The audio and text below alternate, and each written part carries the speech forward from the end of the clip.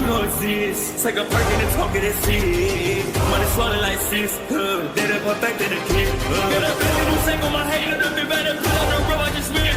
I know we got $1 million. The devil that shit ain't not cheaper again.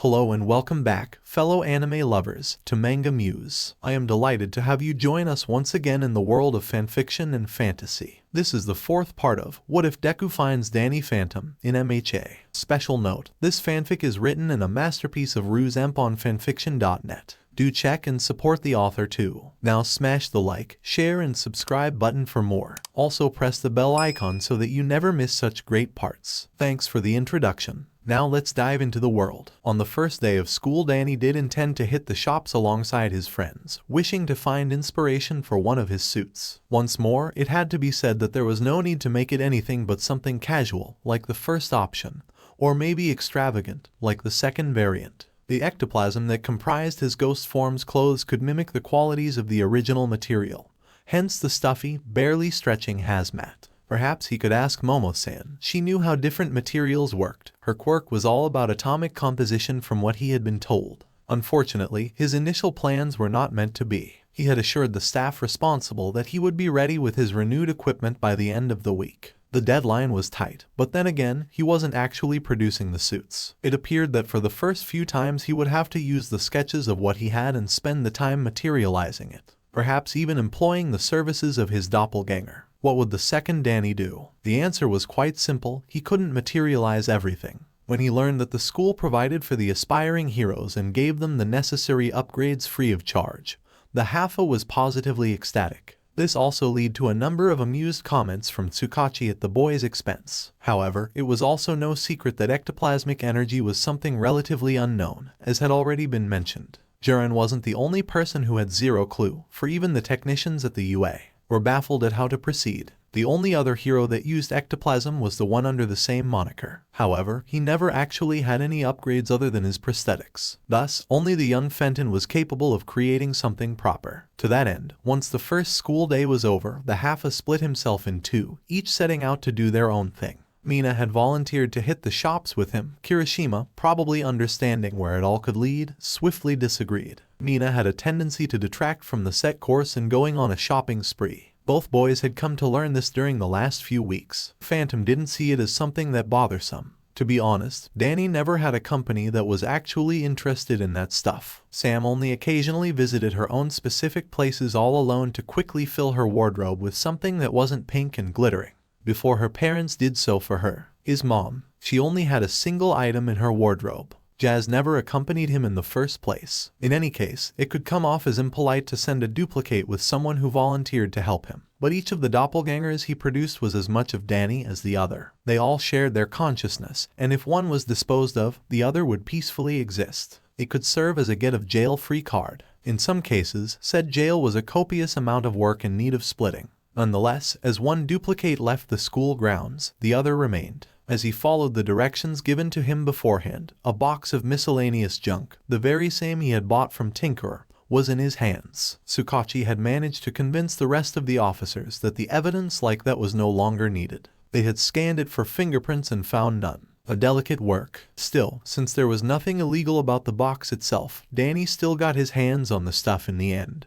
When the officer brought the box along and handed it to him, perhaps it was supposed to be a lesson that abiding the law was going to give him as much as the illegal activity, and even more. As Danny approached the UA's development studio, he saw a sign hanging from the wall. He was just where he needed to. Boom! A large explosion resounded across the entire corridor, and the inferno even reached the windows at the opposite end. The scorched blast doors were a sign that they did not serve their purpose well. When the smoke cleared, anyone who would have watched would have also noticed Danny's expression first being nonchalant. Then they would have seen a nostalgic smile creep across the teen's face. "Ah, home sweet home," he commented, approaching the room and phasing through the small rain the activated sprinklers caused. Once the smoke cleared, Danny could finally take a look around the workshop. It did remind the teen about his home lab, and it wasn't only because of the explosion. That ever-present metal in every inch of walls and the floor, the smell of oil and aforementioned metal, which actually was not healthy at all. It was hard to say whether or not that place was more or less organized than the one back in Amity. He would say they were just about the same, an absolute junkyard for those who didn't know their way around. He didn't have much time to ponder, however, because he was immediately jumped by someone. "Hey there, have you seen all that firepower? I have certainly done extraordinarily." Danny blinked. Usually he was the one violating everyone's personal space. This time he was at the receiving end. The girl in front of him had shoulder-length pink hair that were tied into braids. Wearing a plain black tank top with workshop coveralls, she was covered in oil stains. She held a maybe too excited of a smile, staring right through the half-ghost with her peculiar yellow eyes that had the irises in the shape of crosshairs. Danny looked back over his shoulder. The window 5 meters away was still intact. There is never enough firepower. It's all because of the door, I assure you. Hatsum. From behind the girl that obscured Phantom's entire front view emerged another person.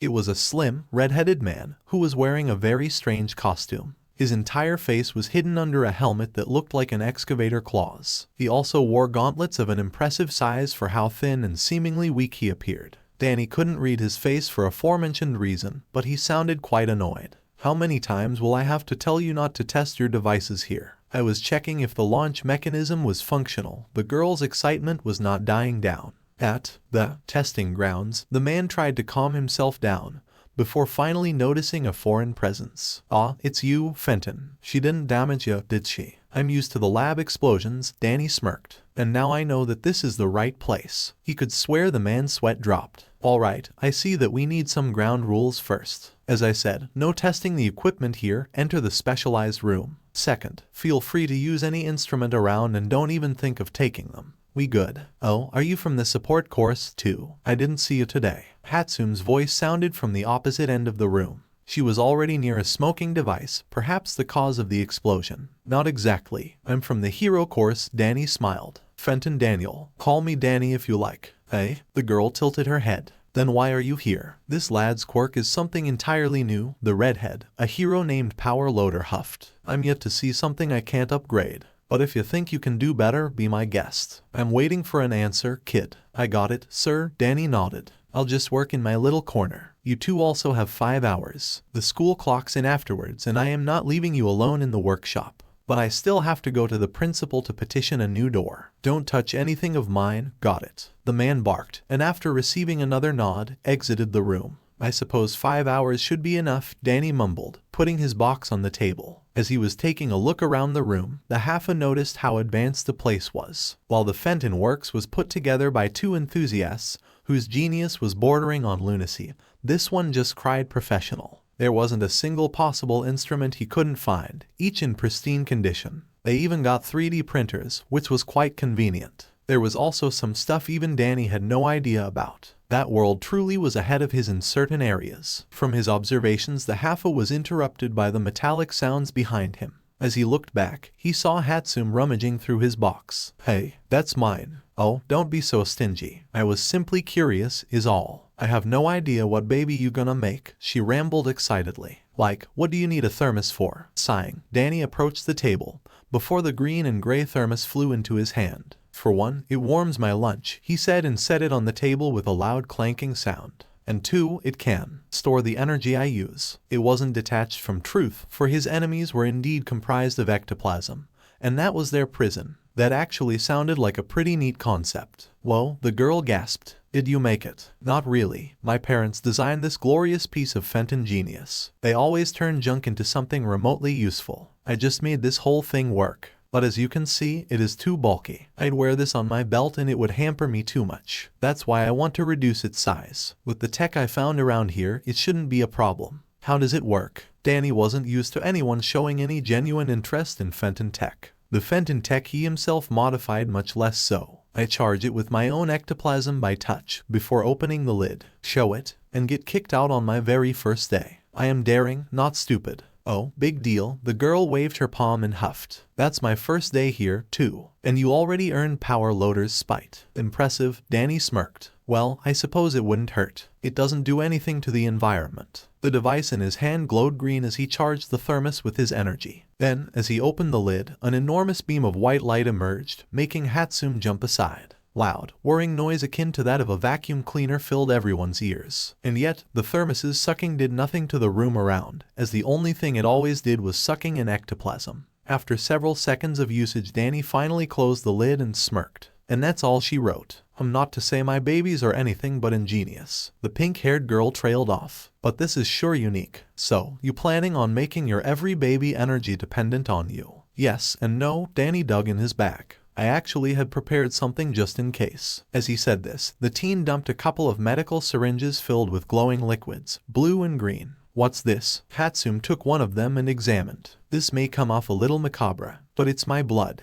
The girl carefully put the syringe on the table and inconspicuously pushed it away. You're gonna power your upgrades with your blood. The blood of his ghost side, to be precise. Pretty much. I mean, some of these toys work as restrictors, so they can be fueled directly. But a single syringe has as much energy as a full tank of a fuel generator. That's how I charge my tools. The green liquid is the one from the vein. The blue came straight from my heart and has much greater potency. That's, I know, pretty messed. So cool. The girl squealed, her mind making a complete 180. What a potent energy reserve just by your side. My babies can be powered by a nigh infinite source. Can I have some? Once again she violated his personal space. You don't just come up to a guy and ask for his blood. Danny turned away and blushed. I'm sure there are maniacs who do just that. Oh, alright, Hatsum pouted, hugging a pair of metal boots close. We can do just fine on our own. Danny looked around once more and noticed something peculiar. Are there only two of us here? Yep, our lessons are over. But I really want to finish on some of my little children. She kept rubbing the boots lovingly. That was some next level dedication Danny was witnessing.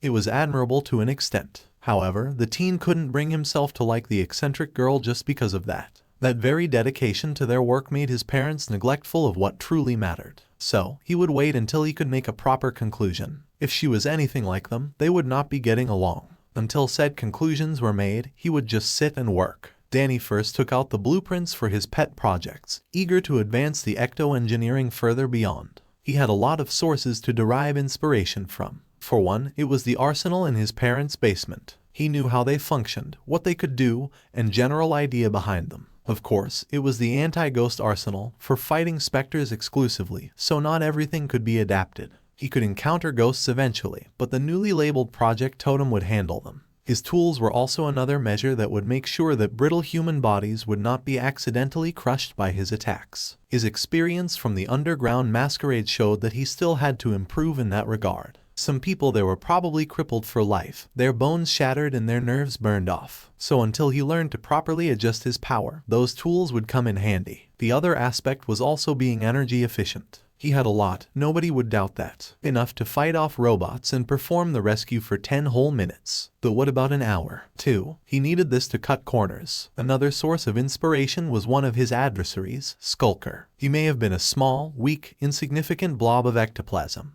but he compensated for it with an enormous arsenal powered by the residual energies of the ghost world. That made the self-proclaimed #1 hunter a strong opponent. Stronger than most. Danny shamelessly ripped a page out of the Spectre's book, especially since he was now copying a tech made by a ghost for a ghost. It was more of a lesson on how to better connect everything with a miniature reactor in his chest. Occasionally Hatsum would peek over and see what the Haffa was working on, but she didn't bother him, too absorbed in her own projects. Power Loader was a whole different story. From what Danny could see, the man was initially just pissed off at the pink-haired girl for breaking stuff. Otherwise, he appeared like a very helpful man willing to offer the still amateurish teen some advice. Making devices from scratch instead of repurposing items was an uncharted territory for the Haffa. So, he did occasionally cut or zapped himself or was downright wasteful. The teacher could see that the Haffa was gifted in this, nonetheless. After taking a look at the blueprints, he green-lighted the continuation, seeing that it wasn't just some childish fantasy Phantom was pursuing. It was actually well thought out, so Power Loader was willing to give him the benefit of a doubt when it came to the relatively unknown substance that was ectoplasm. The hero would just add the technical gifts as yet another point on the long list. The teen would save a lot of money down the line. He thought with amusement. He literally was working with a heap of trash, a silly-looking thermos and glowing liquid. When Danny finished his work, he was simply itching to give his devices a go. However, as much as he didn't like sending his opponents to hospital, they weren't going to have such a luxury. The underground masquerade was going to be a testing grounds for his own control, lest his unique gadgets gave him away. Phantom had a newfound reputation of an aspiring hero to upkeep. The masks everyone wore at that place were a nice touch that also let the Haffa keep some secrets intact. He would also keep the hazmat just for those fights. A distinct line between Pariah the underground fighter and a noble hero phantom was going to be drawn. It was yet another reason Danny sought a change of attire. His insignia was probably the biggest giveaway, and yet he was not willing to part with it. Sam created it back in the day, and it had become a part of him. Ironically, what was a flaming letter D with P inside of it could be read backwards, and could work for his borrowed moniker as well. Everyone around interpreted his insignia as such, and the local associated it with the name Pariah. It was yet another one of those moments where the teen had little choice but to wait for his own turn to fight. People weren't in a hurry to approach him, despite the reputation preceding him. Pariah was known as a sensible person who would not kill you for coming up and starting a talk. But he wasn't known to be sociable with the people he obviously thought to be below him. He would probably make several jokes at your expense, but you wouldn't get anything out of him. Danny was somewhat glad to possess such a rep, because it kept most of the visitors away from him. Less attention to his persona outside of the pit, the better. As the fight was going downstairs, Danny suddenly heard a very familiar voice. "Hey, if it isn't my most volatile client, Jiren," Danny mumbled. Even despite the mask, that man's voice and ridiculous clothes were unmistakable. Sighing, the teen stopped leaning against the railing and looked to his side. "To what do I owe the pleasure?" "Oh, nothing much, Pariah." The broker spoke the boy's nickname mockingly. He flashed his signature smile that lacked a front tooth and lit a cigarette. "Need some?" "I don't smoke," Danny responded curtly. What did that bastard need from him anyhow? What, afraid of those ugly pictures they plaster on boxes? Jiren cackled. "No, my body washes away the toxins." The man took an inhale of the gray fumes, not diverting his gaze from the boy. He had certainly surpassed all the expectations the broker had had for him. The fighters crumbled before the white-haired menace like pistachio shells, while the boy himself remained unscathed. "You seem to be going up in the world, kid." Danny glanced at the ceiling. If being up means still sharing a room with earthworms, then yeah. "Oh, don't be like that," Jiren said, leaning backwards against the same railing. "You probably earn more than your average newbie now. In just a month, too. Not my fault they always think that I'll go down in one blow. Looking at your body, I can't blame them either. Using their brains and looking me up is still an option. Crazy idea, right?" Danny crossed his hands. "Why are you here?" "Just came over to say hi for one. We haven't talked since that unfortunate incident." "You mean the same one when you dumped me before the police?" Jiren waved off the boy's anger. "You ended up just fine. I knew you would." The same cannot be said about the poor tinkerer. It was only a matter of time till he got caught. "No matter, I got enough suppliers. And here it comes," Danny sighed. "Just what is the glorified used car seller about to offer me, I wonder?" "Listen, kid. You are probably the only one here fighting without upgrades. I don't need those anymore. Sorry to rain on your parade." Danny's own mood took a plummet. "Geez, at least try to sound interested. I also got something else for you. I'm all ears." "It's not like you are going to leave." Phantom crossed his hands. "Right, well, I got contacted by my usual agent. He works for the local boss." Phantom blinked. The identity of the local host was a mystery to everyone. Had Jiren actually met him, or was it through an extra party? And the broker could see that flash of interest in the boy's toxic green eyes. Jiren patted his shoulder. "I heard rumors that the best fighters get summoned by the guy and get well-paying jobs. Those are just rumors. I wouldn't take the invitation to meet him if I were you, though. The people who went there always seemed to stop their careers," Jiren whispered. "And I never saw them again." "Why are you telling me this?" Danny asked. "Initially I just thought that this is what the boss wanted of you. Thought I'd warn you against doing that if you actually get such an offer." Phantom blinked, and Jiren knew exactly why. "I always make sure my clients are safe, kid. It makes sure they come back and earn me the reputation of reliability. This is also why you can be absolutely sure that nobody will know about your identity. I can assure you." Danny's look was still that of suspicion. Jiren continued, taking another cigarette. "This job is a whole different story, though. Something that takes over 50 other people. That's how many were already recruited.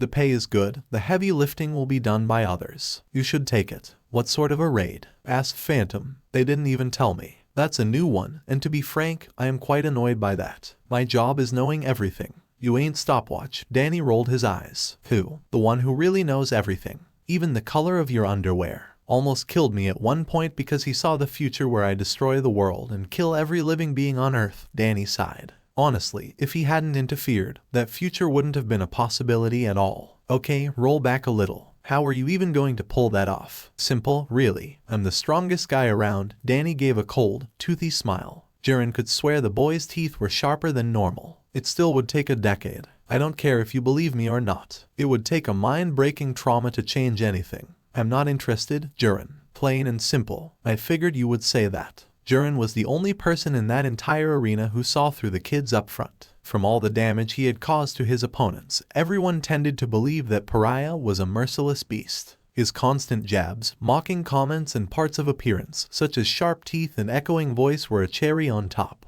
Pariah was perceived as someone who would take a job Jiren was offering. But the broker never had any optimism in that guy. Well, as long as the job involved some serious shit, the kid could compromise on the law as long as it was nothing too major. Huh? You are vigilante at most, kid. That's what caught me by surprise when you mentioned destroying the world part. You aren't a villain material at all. Don't say it like that's a compliment, muttered Danny. I told you, I don't want anything to do with a bunch of cutthroats who barely know how to read. But villainy isn't solely about that nowadays. Jiren huffed. Going against heroes and what they stand for is more than enough. Or what? You think the dwellers of Ivory Towers are perfect? Hardly, the teen commented. Tune down the bravado, it doesn't suit you. But I'm sick of the constant control they want to impose. I can't even fly legally. People are forced to shun down what makes them unique, instead of using those quirks to benefit humanity. The most it has come to was a bunch of guys dressing up in tight outfits and keeping order. This is just another extreme that I do not favor. But if the opposite is chaos, I'd always stand by them. And so far, that's all I see to their opposition. You'll back them even if they lock you up. Jiren raised an eyebrow. Until they do so. Danny got several new friends and acquaintances. Almost each of them showed him trust and respect he had longed for. To turn his back of them now, at the eve of his brighter future, would be a travesty. It would be illogical, ungrateful, and outright vile. Some thought of him as a ticking bomb, a creature that was waiting to show its claws and fangs and rip everyone apart. That's what his parents deemed him to be. That's what the highest authorities of the infinite realms thought of him. Danny would not play into their hands by betraying everything his friends stood for, and what he himself believed, even if the views clashed more than once. But even if they do lock me up, which is still a prospect as unlikely as you not getting a lung cancer, it won't be the first breakout to my memory. Last time I just walked out. Jiren sighed. Geez, you got imprisoned already. Yep, started a riot on my first day. So our little saint got his red horns, eh? Jiren chuckled. Alright, don't wanna get all philosophical air. But I couldn't help but notice. You still seem more upbeat than the last time I saw you. How did you manage to point that out? Danny asked incredulously. He had been nothing but cold to the sleazy broker. And then he sighed. I found some new meanings, is all. A proper house, a proper goal. So, Danny shrugged. I have my reasons to be optimistic. Then, an idea struck the half-ghost. I'll think about your offer, Jiren. Least I can do is to hear them out. I can always say no. The UA was, to nobody's surprise, a school. It was a place where heroes were made, certainly, but the hopeful teenagers were just that at the moment. They still had their normal classes to take, and after a wild welcoming party Aizawa had thrown, note the sarcasm, Danny was a bit disappointed at how casual the education at that school was half the time. The classes were organized in a way that put a distinctive wedge between the standard education and the hero courses. The tool was rudimentary, because all it came down to was a lunch break. Thus, before said hour the students would study math or languages, while the hours after would be spent polishing their skills with their quirks. Danny was a bit bored at the prospect of having to go through the same stuff in some areas. He wasn't a freshman, for goodness sake. However, to be brutally honest, he had missed on half of what Casper High taught their students. All that time had been spent on fighting ghostly intruders, and what little was actually taught to him was eons behind what the locals were accustomed to. Thus, there was its own set of challenges to endure, and with the absence of constant ghost attacks, Phantom was dead set on not falling behind in his studies. Pun intended. Perhaps English was the subject he excelled at the most. It wasn't like the subject Mr. Lancer had taught. The locals were the Japanese, so they studied his home tongue was a foreign language. By design the material was simpler, and thus Danny was obviously ahead of everyone. Present Mike taught the subject, and the Haffa was actually surprised that the heroes did that, too. He had thought that they would only teach the hero stuff. Well, it didn't really matter, as well as the occasional curious glances Mike spared the teen, thinking he wouldn't notice. What happened after the class was somewhat expected. Danny-kun, Mina begged while clasping her hands. Could you please aid me in my struggle? I am. Danny looked around, unused to being asked to actually tutor somebody. It's only the first class, Mina. It can't be that bad. Oh right, Toru Hagakure, an ever-invisible girl said. You're an American, aren't you, Fenton-san? What gave it away? Danny asked, tilting his head. The name, the looks, me always forgetting the honorifics. Certainly not the language, said a guy with short blonde hair and a huge tail. Ajiro, if Danny recalled correctly. Your Japanese is impeccable. You can't even hear the accent. Thank you, the Haffa said and nodded. If that's the case, Kirishima butted in, before assuming a praying pose. Aid me in the future, too, Fenton-san. Danny was now beginning to violently blush. This was getting embarrassing.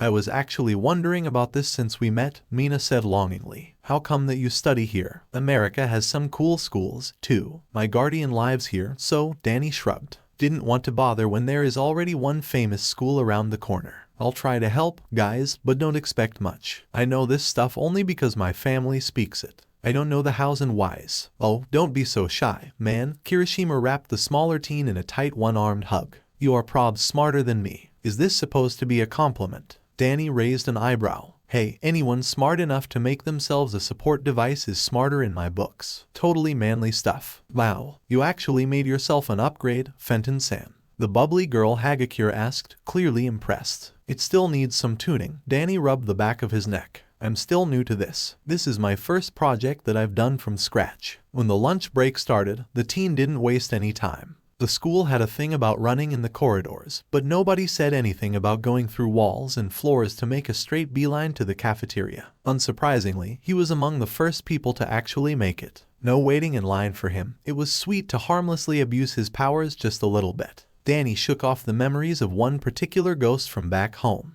The guy in charge of the cafeteria could only be described as a living meat grinder. The mutations caused by quirks were truly something odd. Nonetheless, the man was awfully cheerful and extremely proficient at what he was doing. The man could quickly serve the students and cook new batches of food in the meantime. And what a food it was. Danny was delighted to see a myriad of different meals, all at a dirt cheap price. Compared to the sludge Casper High served, this was a Michelin restaurant. Phantom's tray was ready to snap under the weight of everything the teen had taken. But he just couldn't help it. Stuffing himself with food was the only way for him to produce energy. And God knows that after the last day he needed that charge. Granted, he missed the vein-clogging foods of his homeland. But the local dishes, especially made by Lunch Rush of all the people, sold him on the idea of dining like the Japanese would. Finding himself an empty table, the teen dug in, only now seeing his classmates slowly pour inside the large hall. The reactions of his friends to his assortment of foods were priceless. Gee, Danny-san, ain't this a bit too much? Kirishima asked, baffled both by the mountain of empty dishes and the amount of those that remained. Well, Danny asked through his stuffed mouth, before gulping everything down. I'm a growing kid. I haven't eaten like that in ages. What about your home? Inquired Mina. Tsukachi would be bankrupt if I ate the way I do now, Danny laughed. I found a gold mine. Won't you run out of time if you keep eating? Oh shit, Danny exclaimed. You are right. Danny moved the tray aside, to the still empty spot on the table, before digging in his bag. Then, he fished out a couple of white velvet gloves with metal contraptions atop of them. What's that? Kirishima curiously looked at the device, while Mina moved her tray further. Hey, I didn't mean that you do it at the table, she exclaimed. Too late, Danny smirked. It was an amusing sight for his friends to see Phantom at work. The Haffa got stung by an occasional zap, and each time he was over the top pissed. Seeing their most powerful classmates so frustrated by such a little thing was a juxtaposition, and was a reason for several laughs. Ouch, Danny yelped after another zap of green electricity. You heap of junk, he exclaimed in English. Are you sure the tool would work? Asked Mina in concern. It doesn't look ready. You think? Danny asked. No, I think I saw a loose wire. It must be the source of the problem. Let me just... The telekinesis tied two loose wire ends and pulled the protective coating over them. Here, done, he declared triumphantly. What have I done? Hell knows. Come on, turn it on, Kirishima said. Hey, whether it works or not, Danny put the gloves aside. It's gonna end in the lunch being ruined, so I'll just take my chances later. Finally distracted from attention-demanding activity, Danny was open to conversation. And there was something Mina was dying to know. So Danny-kun, you already visited the workshop, right? Yep. Have you seen our costumes? Yes. I've seen Power Loader work on a couple, Danny said while chewing on the rice. Can't say whose. Oh, I really want to see them. I put my heart into the design, too, Mina said proudly. I can imagine, Phantom smiled. It's probably gonna be quite outlandish. Hey, we picked out your clothes just fine. And I appreciate it. Doesn't change the fact that I will make certain additions in the future. I like the design, but the colors, the teen shuddered. It was like someone ate the rainbow and then regurgitated it on the floor. Rude, Mina huffed. Next time you will need to find yourself another girl to help out. Although I admit, red and purple don't go very well. Exactly my point. I'll just stick with my usual black and white. Maybe silver, Danny said and sipped from his soda can. So, here I was, going for an S rank on mission 10. The electricity using Teen Kaminari was divulging a story to a small group of boys around him. Good luck with that, said Zero, a boy with an ability to shoot tapes. I mean, that level is outright broken. Why so? Asked Danny, tilting his head, even though he was lazily floating upside down. You see, Fenton-san, to get an S rank, the only legit way is to avoid being hit altogether, Kaminari explained sagely. Because the level throws the most piss-off enemies that mess up all your combos. The bonus for not getting hit can help ya. That's what messed up everything. The boss just hits me out of nowhere and ruins everything. The teen shouted in frustration. The end of the story was telegraphed, to be honest, Danny deadpanned. I know, right. Zero laughed. Don't poke fun at my misery, moaned Kaminari, hitting his head on the desk. I'm never getting that achievement. There should be a very mean joke, but I'll restrain myself, the Haffa commented and made an air flip. Don't look down on me just cause of that, man. I'm literally above you, Danny grinned. That was a low joke. As a matter of fact, I'm pretty high. Thou Phantom was just messing with him, with his horrible and purposefully misplaced puns. Get down already. Kaminari got up and tried to grab the laughing Haffa, but Danny just ascended out of the boy's reach. The whole scene made people around laugh at the blonde's unfortunate attempts. The interruption of said scene came in the form of their newest teacher. I am coming through the door like a normal person. The booming yell of the number one hero could only be rivaled in excitement by the multiple gasps from the students. All Might barged inside the room, the ever-present wide smile of his still in place. Whoa, he really is our teacher, said Kirishima as Danny lazily floated past him and to his seat. That's a costume from his Silver Age, isn't it? Asked Asui, who was sitting near the redhead. Now that she mentioned it, Danny noticed that the hero's suit was a tad bit different from what he had seen on TV. I teach hero basic training. All Might began his explanation upon standing near the teacher's desk. It is a course where you train in different ways to learn the basics of being a hero. This subject is also the most essential one. If you wish to raise your credit, this place is your biggest chance. Danny was unsure about how this subject was different from the one Aizawa taught, but to be fair, the latter probably didn't host physical tests each time. But he still could feel the excitement bubbling in his chest. Perhaps it was the unmatched jolly radiance of the hero, but Phantom expected something very interesting. As the hero flexed his cannon-sized muscles, All Might continued.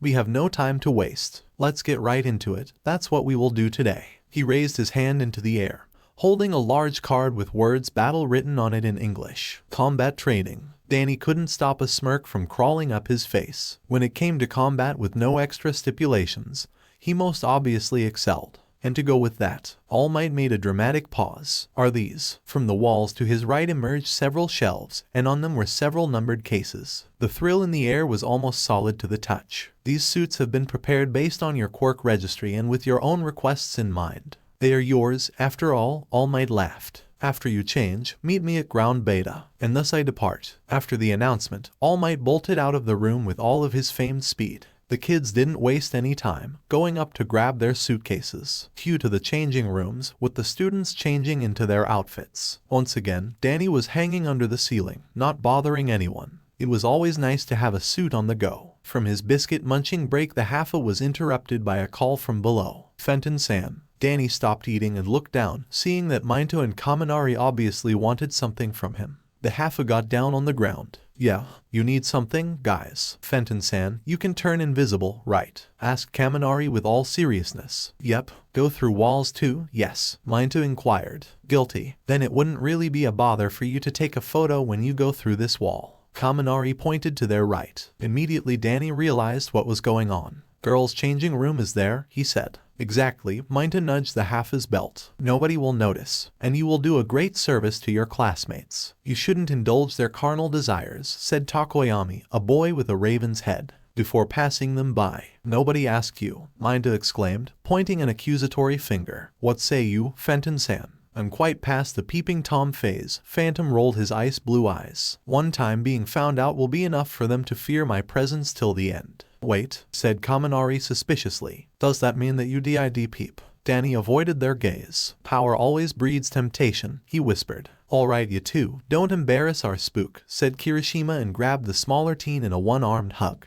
Danny felt thankful for being rescued. Then he took a look at Kirishima's getup. The costume was leaving the area above the belt bare, safe for Metal Gear-shaped shoulder pads. Over his face teen wore a guard that was made out of thick wires of metal. Below the belt with a red letter R plastered on it, Kirishima was wearing baggy pants and half-cape that appeared torn, as well as crimson combat boots. His overall appearance made him appear ferocious, which contrasted with his current mood. Wow, they really gave it their all, Danny commented. I know, right? Kirishima gave a toothy grin before hardening his chest. They really nailed the look I was going for. I'm already feeling like I can break concrete. I mean, I already can. But you get the idea, I suppose, Danny smirked. Anyway, aren't you gonna change, Fenton-san? Asked Kirishima, releasing Danny from his grip. I was thinking of making some final additions to my suit. I also wondered if my toys can stay with me when I transform. I put my ectoplasm there for a reason. Phantom raised his arm before the pair of gloves flew into his hands. They did look quite barebones now that he thought about it. Hopefully they worked. Alright, won't know unless I try. Here goes. The entire room was basked in the light of his transformation rings. When they passed, and Danny assumed his spectral persona,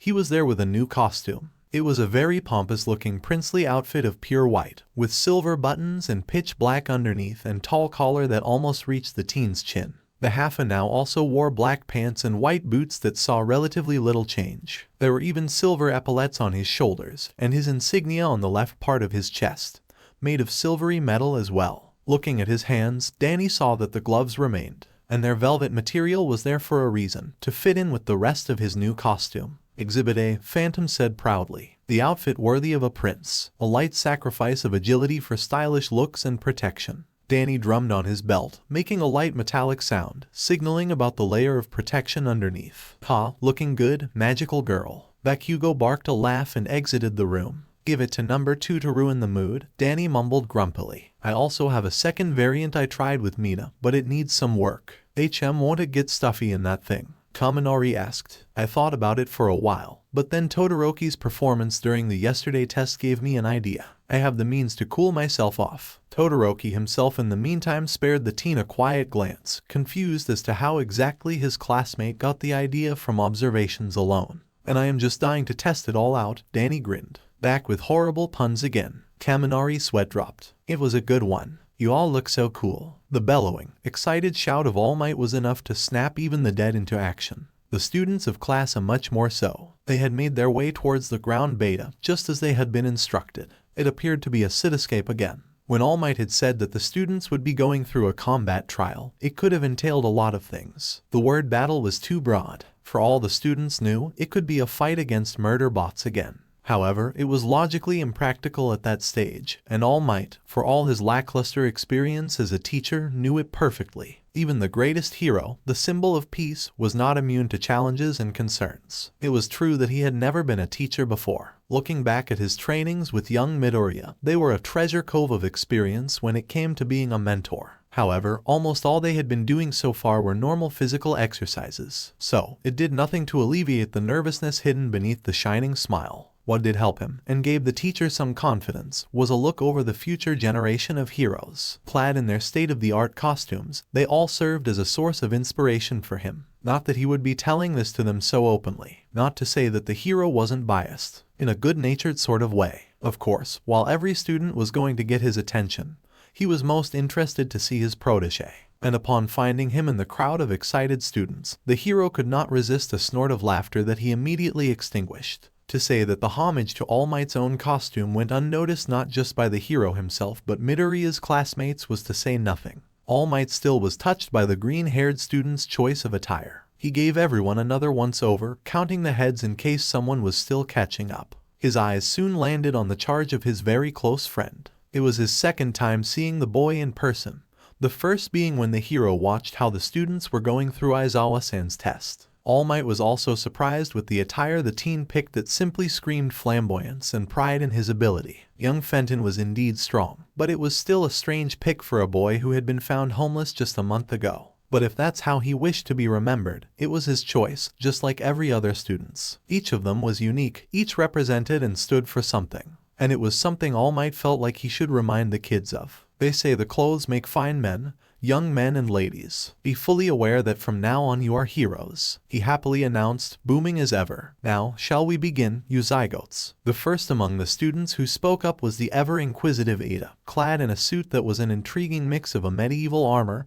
and a biker outfit. Sir, he immediately raised a hand, wishing to get an answer to the question he had been having for a while. This is a battle center from the entrance exam. Are we going to conduct mock sit escape maneuvers once more? On the contrary, we are moving to the second step of your training, responded All Might. While it is a common conception that most fights against villains take place outside, in reality, the highest number of most atrocious criminals are lurking indoors. House arrests, abductions, backroom deals. In this society, where heroes are always ready to step in, truly intelligent criminals always hide in the shadows. Danny inaudibly snorted. For some reason his adversaries chose to be pretty vocal about where they were. That was quite a change of pace, and something he didn't have much experience of, so said change was quite welcomed. This is why we will do this, All Might continued. For this class you'll be split into teams of heroes and villains, in order to fight 2-on-2 indoor battles. But All Might-san, Sue called out, we haven't had the basic training just yet. This is a battle as close to reality as we can afford now. These are the basics that you will be learning here. However, you can see the difference now, don't you? This time you won't be fighting robots that you can destroy to pieces. But how will wins and losses be determined?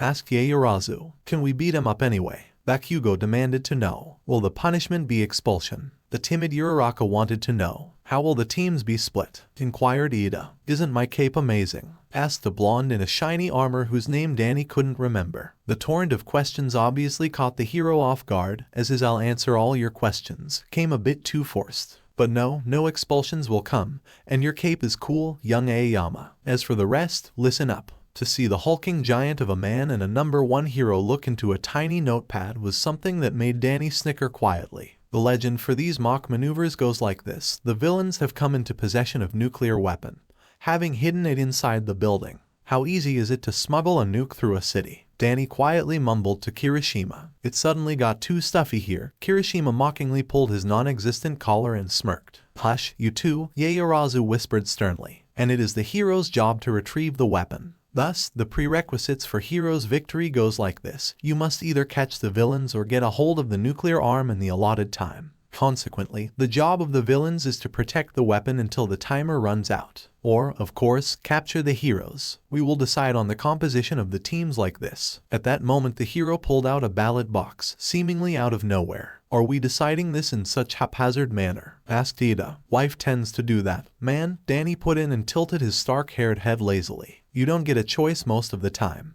That's right, Midoriya added excitedly.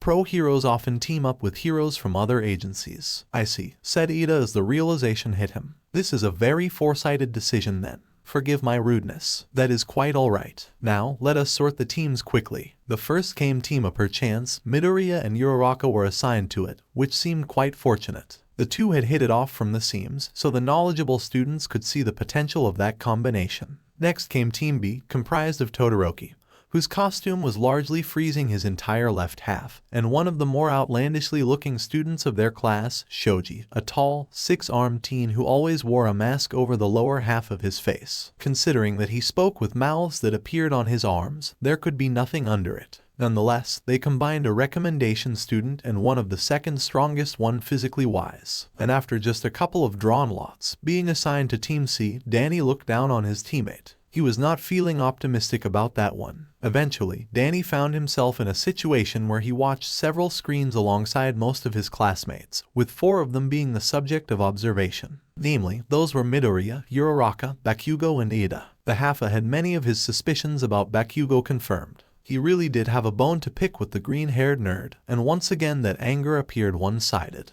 That guy appeared to be hellbent on making some enemies. It could be read from the way Bakugou went about the competition. The blonde immediately went rogue and after Midoriya alone. It wasn't because of some detailed plan he and Ida had concocted. Even if he was smart enough for complex schemes, Bakugou was not a team player. Far from it. But the half-ghost expected nothing less. Bakugou was pushed towards this by his gargantuan pride alone, as he abandoned all sense of reason. His actions led to Uraraka being completely free to go after the target, turning the whole competition into 2 one-on-one fights. It didn't help that they fought in close quarters. The damages caused by his already powerful quirk were multiplied by both the environment and the grenade-looking gauntlets he wore. He kept viciously coming after Midoriya, and the latter was holding far better than Danny had expected from someone he had assumed to be a glass cannon. Well, he largely was, but the current examinee was also being smart about the fighting. Bakugou's arrogance played to his advantage for quite some time. In 2 words, Danny was impressed by how the fight was going, for all the flaws his fellow students were showing. Midoriya was unable to properly use his power, yet he managed to overpower Bakugou by simply reading everything the blonde was about to do. The teen with explosives was going in head first, severely underestimating his opponent. But in terms of sheer power, he was at the top in this fight. Not to say that the other two had nothing interesting to display, but it was largely a back and forth. Uraraka may have had her gravity-defying power, but when your opponent can run at the speed of a motorcycle, you always would be at a large disadvantage. Especially since Ida purposefully avoided the combat altogether, focused on fulfilling his task above everything. A wise strategy. Uraraka was all about getting close and using her power. Keeping distance rendered her effectively helpless. And Ida's clumsy attempts at adopting the villainous mindset were amusing to watch. However, going back to the fight between Midoriya and Bakugou, very soon it wasn't looking good for the former. The green-haired teen could trick his opponent once, but Bakugou wasn't stupid. He learned and adapted, and Midoriya could no longer rely on the blonde's predictability. And it showed in a very gruesome manner, for Bakugou wasn't holding back in the least. He kept blowing a wall after a wall, and the destruction to the building and Midoriya caused a lot of stir in the crowd. "This is not a fight anymore," Nina exclaimed. "It's a straight-up lynching. He could have used the tape and captured him already. Those are actions unbecoming of a hero," added Tokoyami. But you have to admit, Danny crossed his hands. Bakugou sure nailed the villain act. The reckless trigger-happy one. Midoriya couldn't face a better opponent in this regard. Was he appalled by the scene? Not yet. His first real fight was against 2 gigantic ectoplasmic octopuses that just kept coming back for more. Even the suckers on their tentacles had teeth. It was a macabre sight indeed. It was painful. He was ripped and bitten more times than he dared to count, but he just barely managed to shove them back into the portal they came from, before even more ghosts came out that night. So, the metaphorical baptism by fire was bound to happen to everyone present. Midoriya was getting the luxury of the controlled environment at the very least. But at this rate, Bakugou is going to kill him. No, he is not. Number 2 is one giant ball of anger. But he ain't a murderer, Danny made a conclusion. Think of it as a lesson of method acting, but kinda backwards. He behaves like a proper villain. It will give Midoriya the much-needed experience. And our Goldilocks as well. He will know how villains behave because he did that very same thing.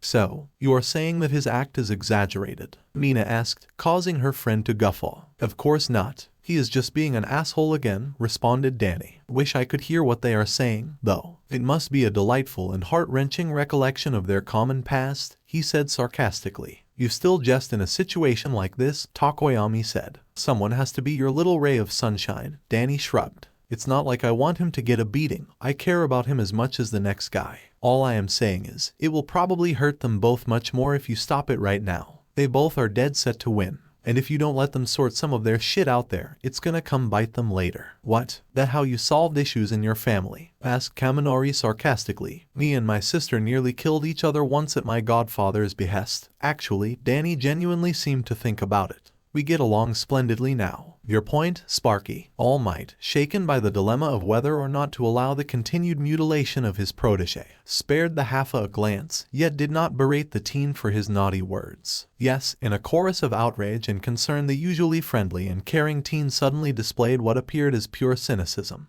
And it did stun even his friends. All Might could clearly see that that boy's experience went beyond the boundaries of a school. He was correct to an extent, and All Might didn't want to stop it for the same reasons young Fenton was voicing.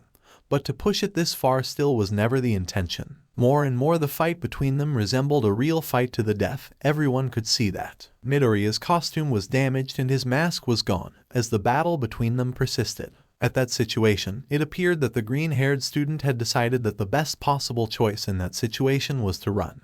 And everyone could only wonder if he had a plan or it was a simple, most logical attempt to evade further beating. And looking at how he couldn't properly stand and resorted to going on all fours from time to time, was a sorry sight to see. "Running away is not a manly thing to do," Kirishima said. "But I don't see any other option." All Might decided to finally intervene.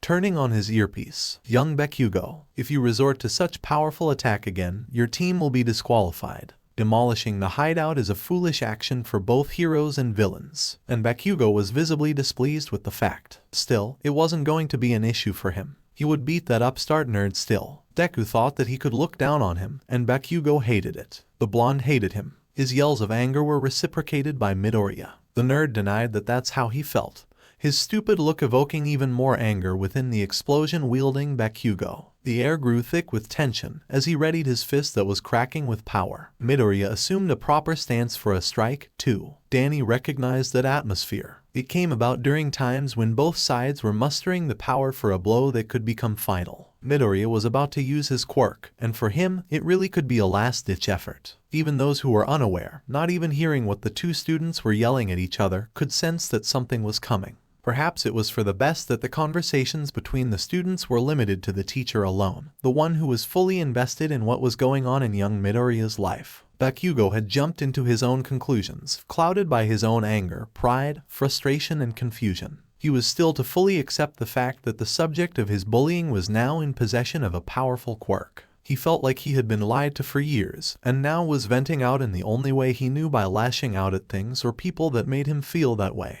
Unfortunately, that person was very much alive and could sustain heavy injuries, and bring about just as much if his power remained unchecked. "Sensei," Hiroshima exclaimed and snapped All Might of his painful consideration. "This looks bad." The two teens lunged at each other, each about to use a devastating attack on their opponent. It had to stop. "Both of you," All Might said into his mic. "Stow. Now, Uraraka." He could hear Midoriya's sudden shout. The hero's eyes immediately darted towards the screen that showed the second group, and he and every other student could see the girl grabbing one of the columns, as well as what happened next. Midoriya's punch came not at Bakugou. Instead, the boy swung his arm, glowing with the power of one for all, upwards. The strength of the punch was so immense that even the wind it created alone was enough to pierce the ceiling. And it did not just stop there, for the force remained unstoppable. The gust of air broke through the roof of the building, having passed several floors, having shattered every single window, and having caused a minor earthquake. The students could only watch in shock and awe at the displayed raw power that the seemingly small boy had harnessed. What followed Midoriya's attack happened extremely quickly. Uraraka leaped into action. The girl used her power to make the column she had been grabbing onto completely weightless, enough to use the stone pillar as a swinging bat. The balls in that improvised attack were pieces of debris flung around by Midoriya's strike. Ida already was not prepared for the ongoing destruction, and with a rain of projectiles forced the surprised boy on the defensive. Without wasting a second, the auburn-haired girl used her quirk on herself to jump over the giant hole created by her teammate, floated forward, and just like that, floating over her enemy's head, she held onto a Moolage bomb. "Retrieved," she exclaimed joyously. "No, the weapon," Ida yelled. But the students didn't hear him. In fact, it was awfully quiet in the monitor room. "You go, man." Danny laughed, before seeing that he was alone in his emotional outburst. "What? Not the time." His shoulders sank. Hero team wins." All Might broke everyone's eardrums with his announcement. It was the culmination of the emotional roller coaster of the last several minutes. After the match, Midoriya was going through the procedure that he would probably have the time to get used to. Being sent to a nurse with probably all bones in his right arm shattered, with arm itself being one big bruise. The teen himself was unconscious, so it fell on All Might to deliver the boy to the infirmary, as well as to gather the other contestants and hold a small lecture in front of every student at once in the monitor room. "First and foremost, I must say this," the hero began. "That was an outstanding match. You all have certainly given it your all. However, even if I say this, the absolute best performance was given by none other than young Ida." A lot of people were surprised by that statement, and perhaps the most shocked person around was Ida himself. "Isn't this one of the hero team?" Sue asked in confusion. "They are the winners, is it not, Kiro?" "Ah, that is indeed unexpected, isn't it?" All Might asked. "Now why indeed? Anyone can guess." Two hands were raised, and among those were Fenton and Yaoyorozu. All Might was not surprised at all to see those two. "All right, young Yaoyorozu, what's your take on this?" "That is because Ida adapted the most to the course of the training. Bakugou in the meantime seemed to be acting out of a personal grudge. And as you said, Sensei, the attacks Bakugou used were too destructive for given conditions." All Might nodded slowly. "You look like you wish to add something, young Fenton. What can you say about the hero team?" The half shrugged. I say that it is because once again Midoriya put all his eggs in one basket, and just hoped that the plan would work. If Bakugou was a real villain, he would have finished him right there, and we would have had a dead hero on our hands. I would also add that Midoriya did the same thing Bakugou is being reprimanded for. At this, Danny pointed at the monitor that showed a destroyed building. This does not look like being considerate about close environments either. If the bomb was a real deal, then we would all be radioactive ash by now. But what about Ochako-chan? Asked Hagakure. She got the bomb, didn't she? Danny glanced at the anxious gravity-defying girl. She must have been worried about hospitalized Midoriya. Well, for one, she didn't try to do much. Relying on your teammates is good and all, but you shouldn't just sit and wait until someone conjures a plan.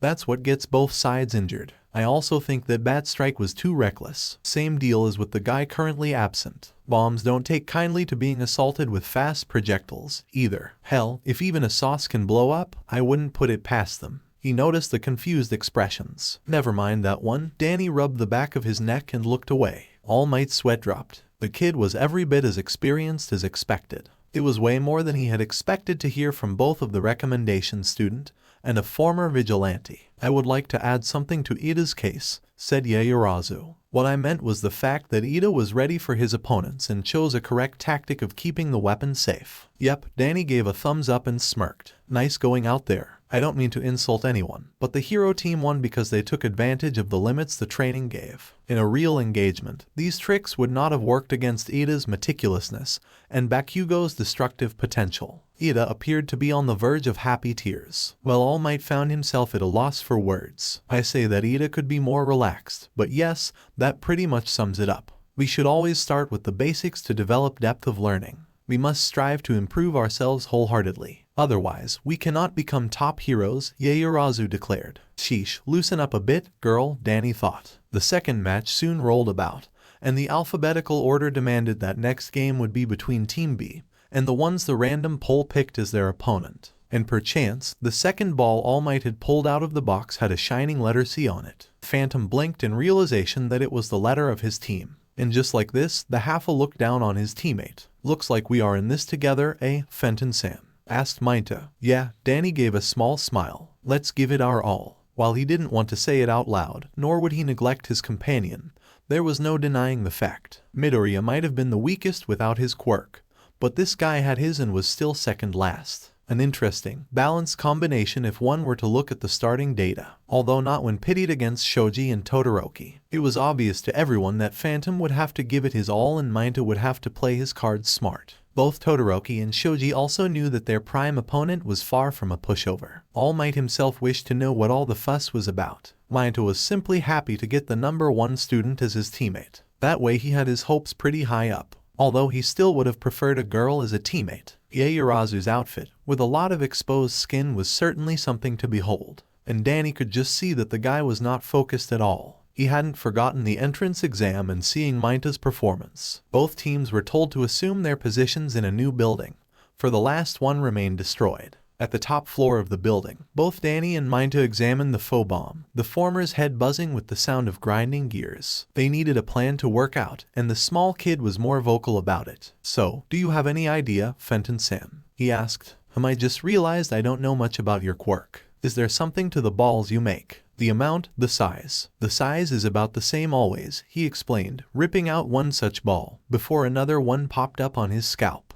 I can make a lot of them, but if I make too many too quickly, I'll get a blood loss. They stick to everything but me. I see. We will have to use them carefully. I say that you stay behind and guard the bomb. No objections here, Mainta responded. I am not very good in a fight. Everyone has their uses. Danny smiled and shrugged. The thing is to let them play out their strongest aspects. My sister was a lousy shooter, but I keep the files on villains she so carefully created. So, how will you chip in? I can make traps. We are on the defensive now, so it's only right. Yes, I'll scout ahead and find some good locations. Take a look around in the meantime. If you do, you will already be one step ahead of M. This is a whole new building. Make sure to use this knowledge. After saying his part, Phantom sunk into the floor. Yeah, Mainta remembered. The guy could do that too. Such a marvelous power and he wasn't using its greatest potential. The injustice almost made Mainta shed a tear of mental anguish. But his teammate was right. This was a training. His opponents were not Bakugou,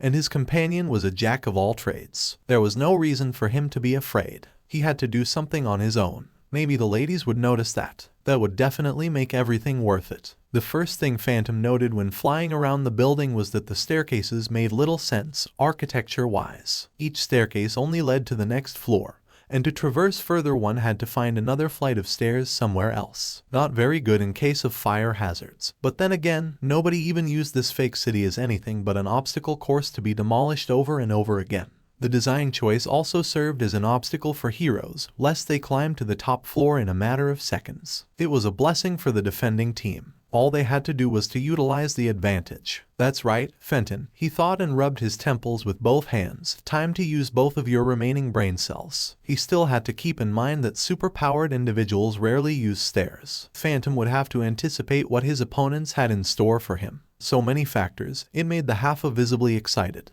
This was his villain hideout, so let it be the death trap for unfortunate heroes who happened to come by. At this thought, Phantom smirked. He was going to enjoy this. Meanwhile, the hero team as well was considering their tactics for the match. Neither of the students had illusions that the match was going to be a cakewalk. Fenton was a top student, with a completely unpredictable quirk. The description it had was as foggy as it could get, so the two began recollecting what they had seen during Aizawa's test. It could give them a faint idea of what the white-haired pseudo-villain was capable of. Flight and strength that surpassed Shoji's were already a problem, and from what both of them could gather, there was more. However, the initial steps their opponents were going to take were painfully obvious. Makoto would not be joining the direct confrontation, lest Danny also had to worry about his teammate getting overwhelmed. Phantom was their main problem. They both could understand this from the way the Halfa spoke of the last fight. He thought that Bakugou's relentlessness was a good thing. It was only natural to assume that Phantom was not going to give them an easy time. He would come at them the second they enter the building. And before that happened, the heroes needed to strike first. Todoroki had just the idea for that. It required Shoji using his very sensitive ears protruding from his arms in order to know where their opponents were. "Are we allowed to do that now, All Might Sensei?" asked Shoji over communication. Of course, All Might responded solely to the heroes. Preparation time is for both teams, after all. It is always essential to scout ahead before conducting any operation. Nodding, Shoji raised his multiple hands before several sets of ears popped up on them. "Whoa, what's he doing?" Kaminari asked back in the monitor room. "It's his quirk, dupli arms," Yaoyorozu was quick to explain. The description said that it allows Shoji-san to replicate parts of his body. It appears that he is trying to eavesdrop on the opponents. "Oh, that's smart," said Kirishima. Shoji dedicated all of his attention to his hearing. The extra ears could seriously improve his chances at hearing the enemy, but they were still just that, normal human ears with their limited capabilities. He couldn't make out the conversation Fenton and Makoto had, but he could pinpoint their exact location and the fact that they were in fact conversing. "They are at the top floor right now," commented the hero in training. I can hear Makoto's light steps, but Fenton's are barely audible. Now they are gone." He took it into the air, Todoroki concluded. "I can hear Fenton's steps several floors below now." That was way too quick. Barely a few seconds had passed. That speed was something to be worried about for sure. The continued observation made the hero team conclude that the Halfa was busy laying some traps alongside his teammate. It brought some reassurance to the heroes that they knew the location of said traps, spots where the villains made the most noise. The heroes had to work around this, and in a perfect scenario avoid the traps altogether. It was hard to plan the course of action, for they didn't know the nature of the obstacles Phantom and Makoto were setting up. Naturally, it could be the latter's sticky spheres, but how the villains would go about making them stick to their enemies was another question entirely. And finally, there was the announcement everyone waited with bated breaths. "Begin," All Might exclaimed. Without wasting a second, Todoroki went ahead and told Shoji to wait outside for a moment. Confused, the tall teen still did as asked. The boy that was half covered in a thick layer of ice head to toe entered the building, being at the ready. His hand immediately touched the wall before the ice power of his was about to be released. To the shock of everyone watching the trial, the ice began to spread, first down the corridor slowly, before bursting out and eating up more and more of the building, covering everything around in a solid, transparent layer. The goal for the attack was to knock at least one of the enemies out of the game by freezing them to a spot. The ice spread was so quick there was almost no time to react. Even the monitor room felt it. "No wonder he got a recommendation," Mina mumbled, shaking from the cold, rubbing her hands to warm up. Todoroki looked back at his own teammate and saw Shoji already entering. The latter naturally assumed that in order to overpower their strong opponent, they would need to act as a team, otherwise Phantom would pick them one by one. Todoroki knew that, too, even if he still preferred acting on his own. And besides, the only one who could approach the white-haired teen's physical strength was Shoji. Todoroki knew that he had no strength to break the grip strength machine. With that, the team of heroes went deeper inside the cold prison. The whole building now looked like an ice installation at that point, or the insides of a refrigerator, whatever they chose to call it. The glacial cover reflected what little light came from the outside, creating, if not ominous, then much-needed ersatz of lighting. Both heroes knew that Phantom was going to come after them first, and thus the silence was slowly becoming more and more pressing. And then they saw how ice itself turned green, reflecting the glow that was coming from behind them. Immediately realizing what was going on, Shoji spun around and jumped in front of his teammate, shielding them both with his 6 arms. A scorching hot blast of toxic green energy hit him, but the giant did not budge. The burns inflicted on his skin healed before Shoji even eased his stance. Todoroki stepped from behind Shoji and saw their opponent himself. Well played, heroes. Phantom slowly clapped, his right palm still emitting a light glow that danced around the glacier walls. You sure aren't wasting your time. When did he even get behind them? That was the question Todoroki wanted to know the answer to.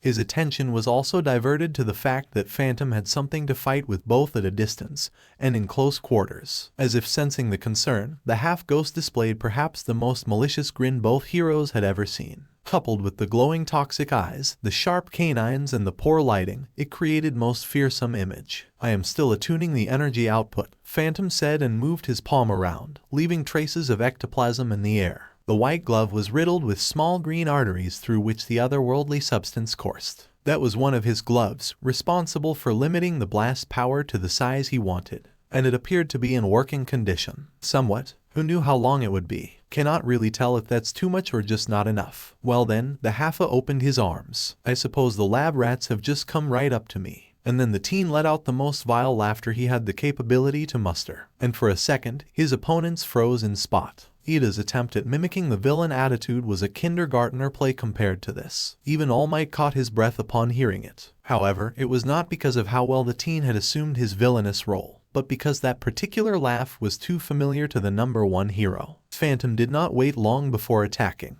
Swinging his hand once more, the Haffa launched a crescent-shaped blast, slower, yet buzzing with power behind it, and Phantom lunged right after it. Todoroki immediately summoned an ice wall between them, and the beam impacted the freshly summoned glacier, turning it into hot, thick steam upon the collision. And from there, with no obstacles, the half-ghost came flying right through, landing a kick at the teen's gut. The force of the kick was just enough to launch Todoroki flying backwards. Without having the time to triumph, Phantom was attacked by Shoji as Todoroki slid along the ground, covered in a thin layer of ice. Shoji lunged to attack Phantom with all of his 6 arms. The hits Shoji had expected to make, however, hit only thin air. Swiftly dodging the flurry of blows, Phantom vanished, flashing his grin before doing so. A split second later, feeling as if he had been doused in ice-cold water, Shoji saw the glimmer of white to his left. After re-emerging, Phantom raised his right palm and fired a blast that impossible to dodge. Shoji felt the sting of ectoplasm, but Phantom didn't wait a second before coming closer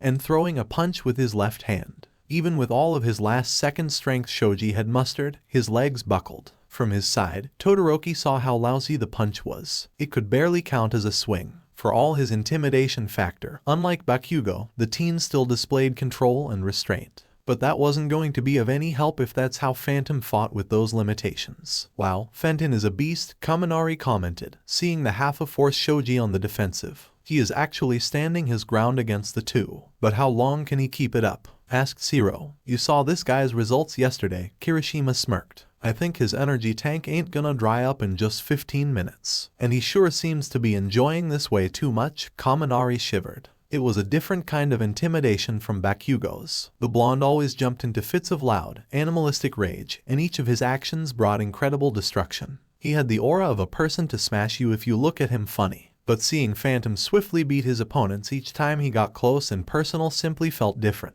Someone like Kaminari or Maida had felt the difference between them and the half-ghosts from their first meeting. But up to that point, the former didn't fully take in the power of the number 1 hero student, like many others of his classmates. Fenton's character was to blame. He was simply cheerful most of the time, friendly and approachable, even. He seemed to be just like other teenage boys, with normal interests, even if the concept of personal space was but a mere suggestion for him. His power showcase, however, created a major dissonance. Phantom was proving right before them why he scored the most during the entrance exam. He easily dodged whatever his opponents threw at him, turned intangible, and counterattacked. A minute passed in the hero's vain attempts at harming the pretend villain, but so far they left 0 scratches on him. Furthermore, Phantom stopped any of the hero's attempts at making it past him, either, be it a summoned barrier or his high-speed attack. The persona of a villain he assumed fit him like a glove. That dissonance was the key intimidation factor. His power level only added to the impression, as if he was truly a villain who could pose a terrible threat. He didn't even look to be trying. All Might was not surprised to see Phantom walk in tow with his enemies from the start. The element of surprise was going to be on Phantom's side as long as his fellow students were unaware about his entire arsenal. It was indeed a lucky twist of fate that the only classmate to see Danny use his power to the fullest was also his teammate. The battle trial was slowly ridding him of that advantage. It was ultimately a good thing, and very down to earth. Phantom, for all his power of intangibility and invisibility as well as his ghost persona, was not stealthy at all. That wasn't his approach. These powers were mostly limited to recognizance, and thus he would definitely make a public hero, someone whose quirk, at least the power itself and not its nature, like in All Might's case, was very well known. He wasn't going to have that advantage in the future, so better not let him get accustomed to this. Intangibility was of greatest concern to Todoroki. When he made spikes far from sharp and made them emerge from the ground, Phantom easily avoided the attack by simply letting the ice go through him, not diverting the gaze of toxic green eyes from his target. How could they beat someone who didn't let a single attack scratch him, and who could dish out a punch the strength of a truck if he wanted? He could see it from Shoji's attempts at attacking the ghost hero. Phantom possessed the supernatural reaction his namesake kin was known for. At least by forcing Fenton to shoot blasts, there was always a chance to avoid the attacks. His close quarters attacks were much swifter. For now, Todoroki maintained his distance by sliding on the ice, away from the half-ghost, which didn't go unnoticed. Smart choice, Phantom commented. Not smart enough to turn away, but, he shrugged, you take what you can get. He himself could see that his enemies could take the beating just fine. There were established fighters in the masquerade that were far weaker. Todoroki especially seemed conscious about what was going on. His control over ice was strong, and each of the bursts would have been very painful had it not been for his reaction and intangibility. The boy was either blessed with field experience or received some hard training. We have an assignment, Fenton, said Shoji, and we know that this is all just an act. Give it up. Aw, are you not enjoying this? But I guess it's no fun when you are the only one getting beaten. Come now, try something smarter. You should learn by now that you are neither faster nor stronger than yours truly. What are they talking about? Asked Sue. It appears young Fenton is being awfully impolite. Shall I say, allmight explained. That is just mean, Kirishima commented. Danny-kun isn't usually like this, added Mina. I think I know what he is doing, responded Ida. Fenton-san seeks to break the concentration of his enemies by mocking them. But he is already faster and stronger, no. Kaminari scratched his temples. There is no limit to how big you want your advantage to be, announced All Might. The bigger it is, the safer people around you are. If the fight is over quickly, there will be less damage. Young Fenton's tactic is not often used, but it seems that is how he chooses to approach the combat. Are you sure this isn't just part of his act? All Might's sweat dropped. I have a hunch. What I want you to understand, students, is that rage clouds everyone's better judgment. You may even appear calm and unimpressed, but the damage to your concentration is difficult to get rid of. However, that tactic was not efficient enough against those particular opponents. Both Shoji and Todoroki appeared to be collected individuals, so Phantom's sharp tongue had little effect on them. Albeit Phantom's jests, coupled with his invincibility, was slowly getting on their nerves. They hadn't moved forward an inch. Each attempt to pass the halfa was met by his resistance. He was fast enough to observe them both. Back with the fighters, Phantom decided to dispatch the more annoying opponent, the one launching more and more ice his way. Todoroki, what say you about us becoming closer? Todoroki felt the invisible force yank him forward, and initially he could do nothing but yelp. But at the last second, before a fist impacted his face, the teen pointed his hand towards an opponent and released a stream of ice at point-blank range. The glacial prison immediately enveloped the half-ghost in his entirety, and the heroes finally took a breather. "Come on, we don't have time to waste," Todoroki exclaimed, before Phantom's green eyes glowed brighter through the layer of ice. Shoji nodded, and the two students rushed towards the staircase. And then the ice began to melt. In but a couple of seconds it was reduced to steam, leaving the teen soaking wet, but freed from the glacial clutch. "Giving me a cold shoulder here," Phantom said dramatically, fixing the collar of his suit. "Not bad." The next second he turned intangible, and all the water covering him splashed onto the floor. Phantom prepared to dash towards his opponents, but then his communicator beeped. "Fenton-san, I'm still stuck," Minto exclaimed into the mic. "Just perfect," muttered Danny. "Looks like Todoroki-san's initial attack worked out in the end," Ida said with excitement. Looking at the monitor displaying the inner sanctum of the villain hideout, the students could see the short hero trainee struggling against the ice bindings that had grabbed his legs. Phantom was faced with a choice. He had to come and rescue his teammate in order to assure his continued support. But in doing so he would let the heroes proceed. All Might wondered what option the teen was going to take. As they were running, Todoroki tried to come up with a plan. Fenton's reaction was nigh impossible to match, but predicting his moves was fairly simple. Whenever he was attacked, Phantom turned intangible, and he was not going to let go of that power until there were no foreign objects in his body, like Shoji's fists or a part of the wall that he was phasing through. However, to land a hit, to fire a blast, the Hafa always had to become solid. That presented a window of opportunity, a small one, but that was the only time to land a hit. Todoroki had no doubts about this after managing to freeze his opponent, and he made sure to inform his teammate of his discovery. Going somewhere, the heroes stopped in their tracks, looking around the corridor in hopes of seeing their enemy. But the disembodied voice seemed to be coming from everywhere, as well as the same chilling evil laughter. The temperature, in the meantime, seemed to be slowly decreasing. "Todoroki-san, what are you doing?" Shoji asked. "That's not me," responded Shoto before quick realization hit him. Finally, Phantom appeared in the opposite end of the corridor, coming around the corner. Of course, with his power of flight and intangibility he could catch up to them in no time at all. "So you chose this option, huh, young Fenton?" All Might thought. Going after the enemy instead of freeing your teammate was neither heroic nor thoughtful. Here came the arrogance all teachers expected of that kid. He thought that he could take both of his opponents with no backup. Granted, Minto was not in any direct danger, and to be brutally honest, he did all he could for now.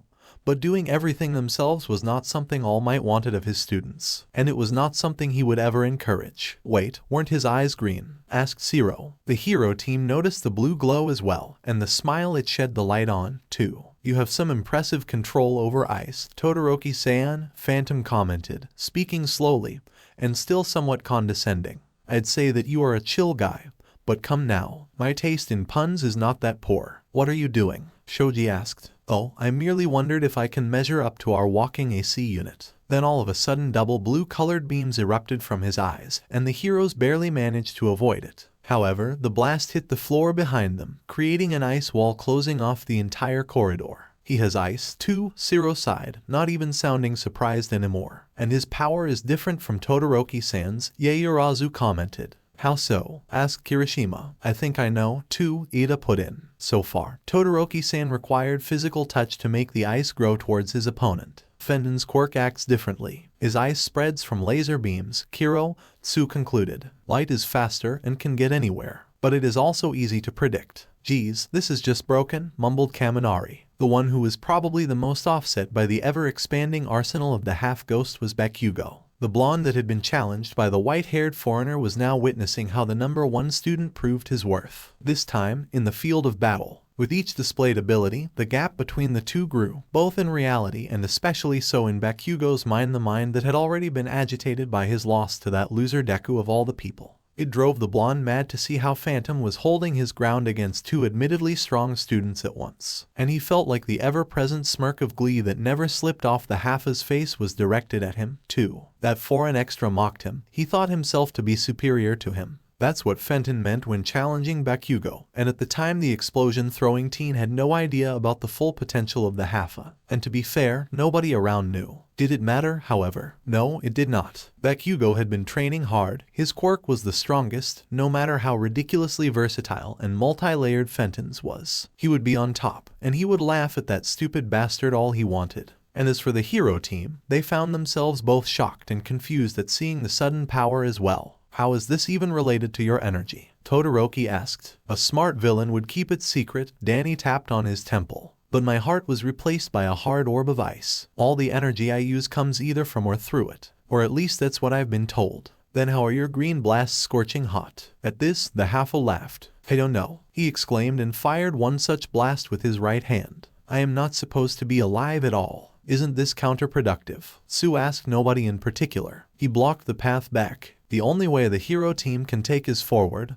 Kiro, I'm sure Fenton-san knows what he is doing, responded Kirishima confidently. Why the hell did I do that? Danny thought to himself. Going back to his ice blast, he probably shouldn't have fired it so frivolously. His ice spread like a plague whenever the rays hit something. His barrage of fire at this point was a mere distraction to give him some time to think. Then it hit him. The wall behind them blocked the retreat. He stood in front, not surrendering the rest of the floor. They were essentially in one spot. After another round of exchanging blows, Todoroki was growing conscious about the amount of ice he and Phantom were producing. He tried to attack several times, but the Hafa responded in kind, always filling the room with rough glacial structures. At that rate, there would be no room for maneuver at all. And then Todoroki realized that someone was always going to have it, and it wasn't the hero team. With his power of intangibility, no obstacles existed for the Hafa. Is this your plan, Fenton? Todoroki thought, before dodging another ice blast. And he wasn't so far from truth. Danny could see that his opponents were tough. Todoroki was quick on his feet. Shoji could get rid of ice easily by just smashing the frozen limb on another surface, before the glacier could spread. This guy's pain tolerance was on a whole new level, Danny realized. But with limited space, his opponent's tactics were going to be limited. They couldn't avoid his blasts forever. How quick could this giant of a man be? Perhaps his eyes telegraphed just what kind of an attack it was going to be. Shoji started attacking with double tenacity as his hands kept vanishing in the flurry of blows. That's certainly a handful, Phantom laughed, turning intangible once more. Get it? After another dodge, Danny vanished from sight. The heroes looked around, hoping to find where the specter hid himself, or to prepare for an upcoming attack. I hope we have an understanding here. Phantom reappeared, sitting on one of the ice structures, right under the ceiling. This isn't a fight you heroes can win. Why would you say this? So far you are the one losing the ground. We haven't lost yet, Shoji responded firmly. Danny clicked his tongue, putting his head on his hand. They always say that, and then their brains are scattered all over the wall. I've seen my share of policemen getting murdered by powers beyond their understanding. Pal. Sometimes villains are not in the mood for games like me. You know, it was difficult for All Might to measure just how much of what's being said was just evil method acting. Then he noticed the strange pose Phantom was in. One of his hands remained behind his back, reaching for the wall right behind him. Todoroki also wondered what kind of exposure the carefree teen had in order to say this. Do you mean to say that you are playing right now? I am, Danny shrugged. If I end this now, I won't let out enough energy for the day. Don't wanna explode, you know. Besides, being boorish is not on my list of priorities. Or, his eyes gained a bright twinkle. Would you really rather me take this seriously? Letting it all out at once is good, too. This is your choice, Shoji responded, taking an attacking stance. But such ignorance will make you miss important things. Was that banter he just heard? With a corner of his eye, Danny saw that Todoroki was not at his previous spot. With the amount of glaciers, coupled with scarce light, Phantom completely lost the sight of the ice wielder. A split second later the Hafa was jumped by Shoto, and he saw the teen readying his close-range ice attack once more. And then Todoroki felt the invisible force stop him in place. The green light surrounded him, holding him in the air, completely immobile. Nice one. I almost was caught off guard, Danny grinned and tilted his head. But did you really think this will work on me again? Moving his pointing finger towards Shoji, he tossed the hero and training backwards. As expected, the multi-armed student caught his teammate and quickly set him on the ground. Alright, Phantom said, let's up the challenge now. Finally his palm touched the wall. The said structure vanished, and the veil of invisibility as well as intangibility spread towards the ceiling above them. The next second the heroes found themselves under a rain of ball-shaped objects. Whoa, so that's the trap they set. Kirishima gasped. That was smart. But he then noticed something. They don't stick. The red-haired boy was right in his assumption. While setting the traps, as well as setting it in motion, Danny did not account for Todoroki freezing everything within the building that had any contact with the ground. Those were all balls of ice at that point. In one blow, that guy unintentionally disarmed them all. Impressive. This is a good lesson, kids. All Might bellowed. Initial plans never go 100% right. You must learn to adapt and improvise. Fudge, Danny muttered. The gears in his head did not spin fast enough to quickly conjure a tactic. Todoroki put his foot forward, immediately sending more ice phantoms way. Sighing, the Haffa turned intangible again. This doesn't work, he snapped. The next second his eyes flashed brighter, and the ground beneath them all became incorporeal, too. Phantom floated in his spot, but the heroes took a plummet downwards. Shoji was quicker, reacting nigh instantaneously and grabbing onto one of the previously created glacial structure. However, after bursting forward, Phantom came right above him. His foot then went right into Shoji's face, all in one motion. His attack was lightning fast, and the kick packed enough force. The floor regained tangibility only after Shoji already fell down, holding a broken ice shard that still remained in his hand. Danny didn't know what happened to things trapped in an object that turned tangible. He wasn't risking it, even if his way of doing so was not so gentle. Now he finally could muster a plan in peace. Said peace did not last for long, because his communicator beeped again. Fenton-san, where are you? Wynta yelled right into his ear. There went his answer. Phantom sighed. I'm coming, don't go anywhere. This isn't funny. Danny pressed a button and ended the brief call. That's why I work alone, he muttered and took towards his teammate. It's always easier to just do it yourself. The ice wall was still blocking the path forward. It was bound to slow down the heroes until he came back. Back on the first floor, the heroes quickly regrouped, wondering about what they were going to do, and reaching the same conclusion as their opponent. They needed to either get rid of it or find another way. In the meantime, Phantom phased through several floors, landing himself on the top floor. There he saw that the situation around the faux bomb was not any different from the rest of the building. Everything was engulfed in a thick layer of ice, even the bomb, even Mynta, who still remained bound knee-deep. Upon seeing his savior, the short teen started throwing his hands around frantically. What took you so long? He exclaimed. Calm down, pal. Phantom waved him off and rolled his eyes. The half-ghost made several steps forward and put his hand on Mynta's shoulder. The next second the shivering boy was released from the trap. The traps didn't work, Danny commented, fixing the sleeves of his suit. Todoroki froze everything over. That's really bad, mumbled Mynta. But you can still beat them, right? They sure are above the usual crowd I met around here, the Haffa huffed. Missed a cheap shot, though. Come on, Fenton-san. We can't lose. We won't. But we spent a lot on those traps. Can you make more? I'll try. But what should we do? Suddenly both of them heard rumble from downstairs. The hell are they doing down there? Phantom mumbled, diving into the ground. A certain amount of time before the villains heard the crushing sounds below, the hero team was coming up with the strategy to make a break for it. Mostly each of them had something on their minds. They didn't have much time left on their hands, that much was evident. Todoroki thought that he could melt the ice wall, but, looking at his right hand, the ice-wielding teen decided against it. He would excel without that wretched part of his quirk. However, if he was not resorting to that measure, the heroes were left with less options. And Shoto was starting to feel the repercussions of first freezing the entire house, and then proactively using his quirk. He couldn't keep this up for very long. We can make it several floors up, actually. Todoroki turned to the left and saw Shoji's protruded mouth talking to him. How so? I can break through the ceiling and get us higher. But Fenton will undoubtedly hear us. We will go with it, Todoroki curtly responded. We don't have time for anything else. Nodding, Shoji soon grabbed one of the ice structures that permeated the floor, broke off a large blunt piece of ice, and then swung it upwards. With loud noise, the ceiling above them crumbled into pieces. A split second later, Shoji grabbed his teammate and easily jumped several meters up, landing on the upper floor, just where they had been fighting right before being pushed back down. That course of action appeared to be the quickest and most effective. Shoji would have used the same improvised mace if it hadn't shattered after the first hit. Luckily, the ice was just as plentiful on the second floor, and the same action could be repeated here as well. And very soon the heroes reached the third floor as well. They were right below the bomb storage room. The thrill did not last long, for Shoji suddenly felt like his side was hit by a train.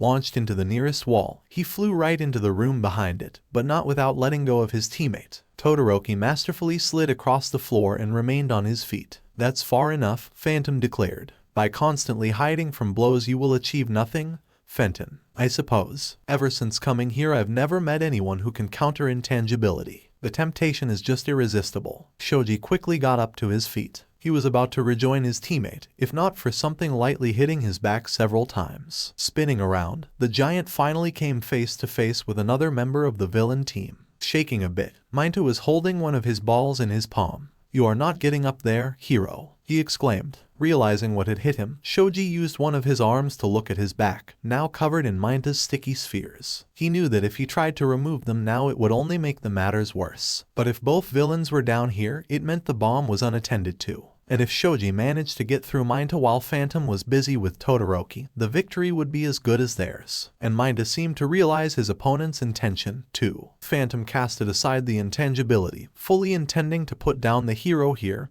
and then Todoroki launched even more ice the half's way. The faux villain anticipated the attack, and this time met it up front. A single kick of his leg was enough to shatter the spreading wave. Danny lunged forward with speed unmatched, leaving cracks on the ice under his feet. Todoroki anticipated the move. Phantom didn't use his feet, lest he tripped on the slippery surface. Thus, there was bound to be space beneath the half-ghost. The teen buckled his feet and bent forward, but just did not have the time, before being grabbed by the villain, who snatched him by his shirt, pulled him after himself and used the entire momentum to slam Todoroki into the ground and come to a halt. The human felt the air being knocked out of his lungs. Smirking, the Haffa turned around, still in the air, and looked at the downed opponent. "You fare better than most people I've seen, Todoroki. Commendable, but this just won't be enough, I'm afraid." Without getting up, Todoroki put his hand on the ground, hoping to buy himself more time. Even more ice emerged, but all this was immediately melted by a green beam. Phantom floated closer to the opponent, who managed to jump to his feet. Todoroki's boots were specifically made to allow him to stand firmly on ice when he needed. Phantom immediately met him with a light flick. Shielding himself with an ice-covered arm, Todoroki still felt how his legs gave up, as he was pushed back once more. Danny saw that by shielding himself Todoroki blocked his line of sight. His eyes turning ice blue, Phantom fired his own ice beam. The ice grip enveloped the hero and pinned him to the wall, completely immobilizing him. It was a bad idea to make a suit that exposes skin. Don't you agree? Phantom asked. We both know what'll happen if you try to break out.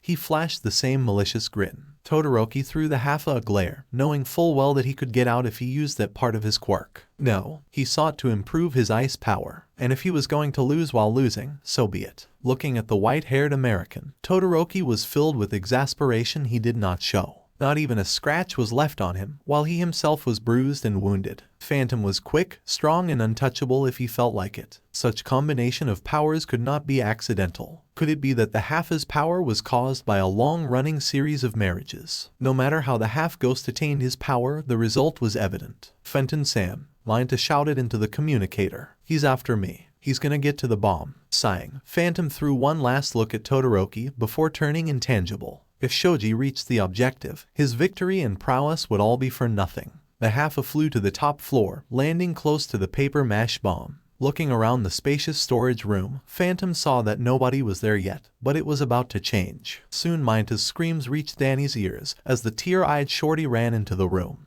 And then Shoji himself emerged from the doorway. And the giant noticed the Haffa presence, quickly coming to the realization of what that entailed. So, Todoroki-san is defeated. Indeed, in the real world, he is already dead. You are quite wasteful about your teammates, aren't you? Phantom laughed, putting hands behind his back. Shoji assumed his battle stance, and Phantom did not miss how the giant was covered in some of Mineta's balls. This could give the Haffa an advantage. Shoji immediately lunged forward. But, to Danny's surprise, pleasant or not, the hero did not seek direct confrontation. Instead, the teen first lunged towards the Haffa, but at the last second, even seeing that Haffa did not move an inch, he was not risking it. At the last second, Shoji used his hands to push himself to the side, making a dash towards the bomb. Danny blinked, but soon raised his palm and made a gripping motion. The green energy enveloped Shoji once more. Honestly, Phantom rolled his green eyes and began to approach the captured hero. At this point you are bound to learn that there is no running away from me. Shoji tried to use his entire strength to break out, to overpower that telekinetic grip.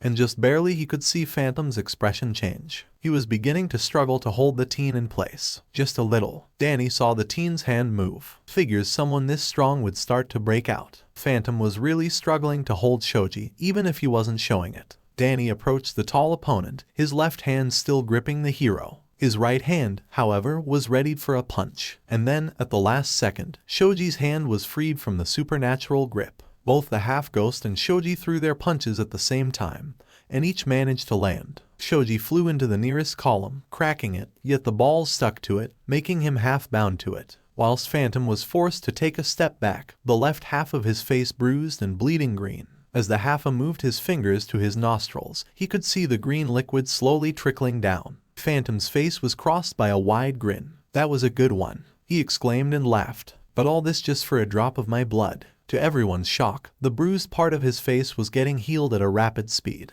Even the broken nose was fixed. You have a healing factor, too." Amanita put hands to his face in shock. Shoji's eyes widened, too. That guy was unkillable. No matter what layer of defense he went through, there was always another one. The giant was trying to break out of the bindings he found himself in.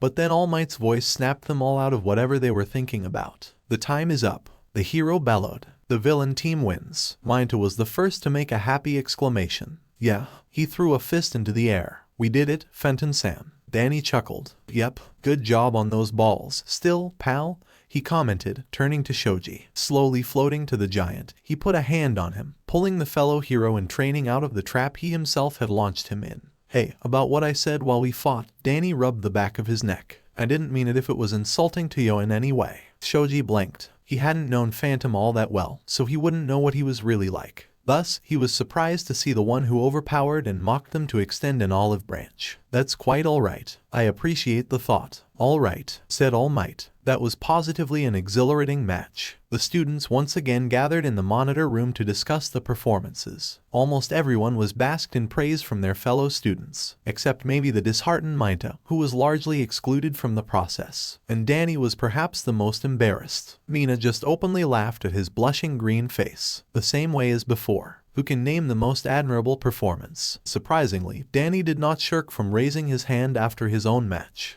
Young Fenton, what do you have to say about this?" "I'd say that Todoroki is probably on the top in this regard." "Huh?" asked Kirishima. "Not the guy that managed to break your nose." Shoji decided to still rush to the bomb without Todoroki. "If I were a real villain, I would have killed his teammate." While reaching the objective is the main goal, and saving millions of people from the nuke is more important, one shouldn't just rush in blindly. "It's not like you cared for your teammate much, either," Fenton-san, Kaminari said. Danny blinked. "Did I?" he asked in genuine confusion. "I merely weighed my options." Minta was still out of danger, even if frozen. Besides, we were opposing heroes who don't go around killing people. And at that time Minta would have been of little help. "No offense." "That was cold," Minta moaned. "After realizing the futility of all the traps we had set, I realized that I should take time to free my unfortunate teammate so he could lay out some new ones." "Now, young Fenton," All Might interrupted. "I know you were the villains, but I still expect you to act as a team." Danny sighed.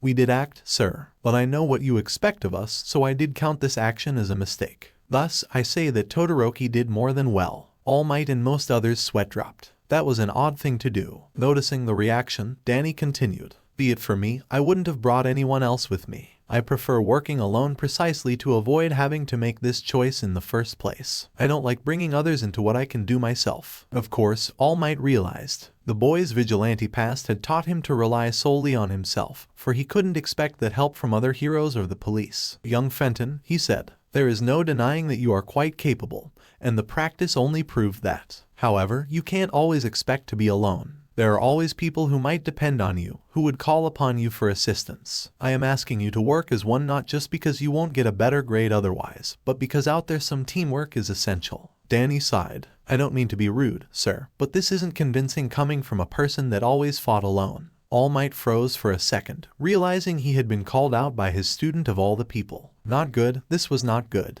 I assure you, young Fenton. There were cases when even I had to call for assistance. Not everything I do is recorded, you understand." Danny lightly narrowed his green eyes, as if trying to read into the man's mind. I get it, he finally sighed again. "Besides, your exams showed that you are capable of teamwork. And you knew beforehand that heroes not always have a choice. You must simply let go of reservations you have gathered in the past, if you catch my meaning." "Huh? What do you mean, All Might Sensei?" asked Kirishima. "Eh? He never told you." So even his close friends remained oblivious so far. Well, if there was anything allmight respected, it was the personal information. If young Fenton wishes to share this with you one day, then you will know. Danny nodded in appreciation. It's not really important, he then smoothly lied. Nothing you guys should worry about. And hopefully it would remain this way. Little by little, Danny was getting accustomed to the new school life, so bizarre yet so much more exciting than what he was used to. There were still many things he had to get himself to some regional specifics. For one, his slacker side complained in a very small voice about how Saturdays were no longer a day off for the poor half-ghost. Only one day off a week, how did they even live like this? That was his main point of complaint. But seriously speaking, if that was the worst part of the school, then it was probably a good one. Especially when every place of education around there had such schedules. The young half-ghost had mostly gotten past the initial culture shock anyhow, and people around him did not look down on him for being clueless more than once. And his guardian, too, hadn't missed the enthusiasm Danny had about the school, and like any parental figure he was pleased to see his charge setting his mind towards education.